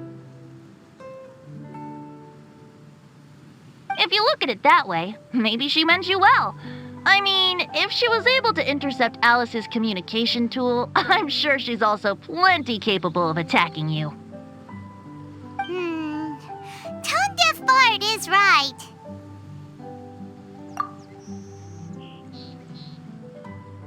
I'm glad to bring you some peace of mind. Just enjoy your vacation to the fullest. And don't forget to tell me all about the marvelous mirages when you get back. I want to record all these beautiful memories and turn them into ballads. Every summer will become an unforgettable song. Then I'll just wait for your return. Happy vacationing! If tone-deaf bard thinks it's okay, then maybe there's nothing to worry about. After all, tone-deaf bard is still a god, We should probably trust him. Let's head back. We don't want to keep everyone waiting. Hold on. Did official say earlier that she's going to catch some crabs? Oh, Paimon wants to go too! Now you have solved the mystery. Doesn't it make you feel happy? Satisfied?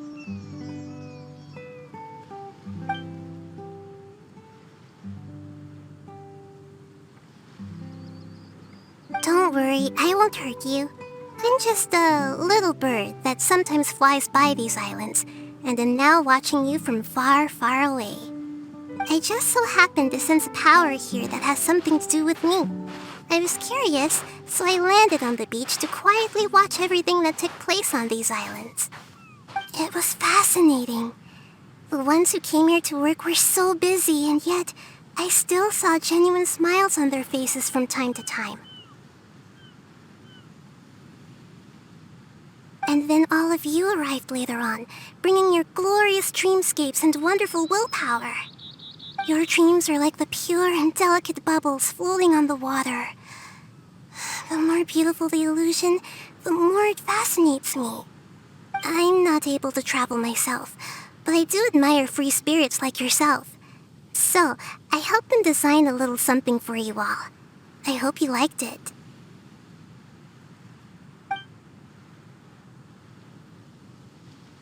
As I said, I don't have an agenda. I'm just a little bird.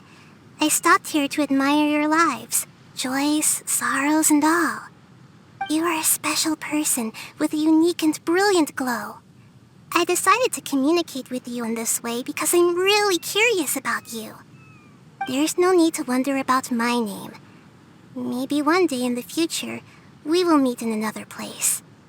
When that time comes, I think you'll be able to recognize me. Hey,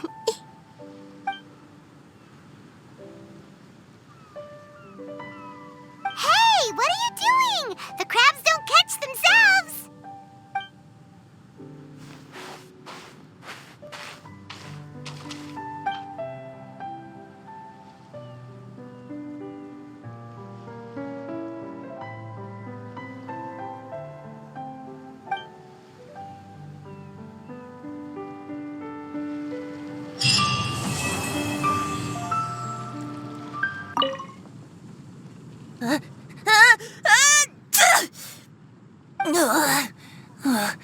Guess I shouldn't get too close to the cats after all.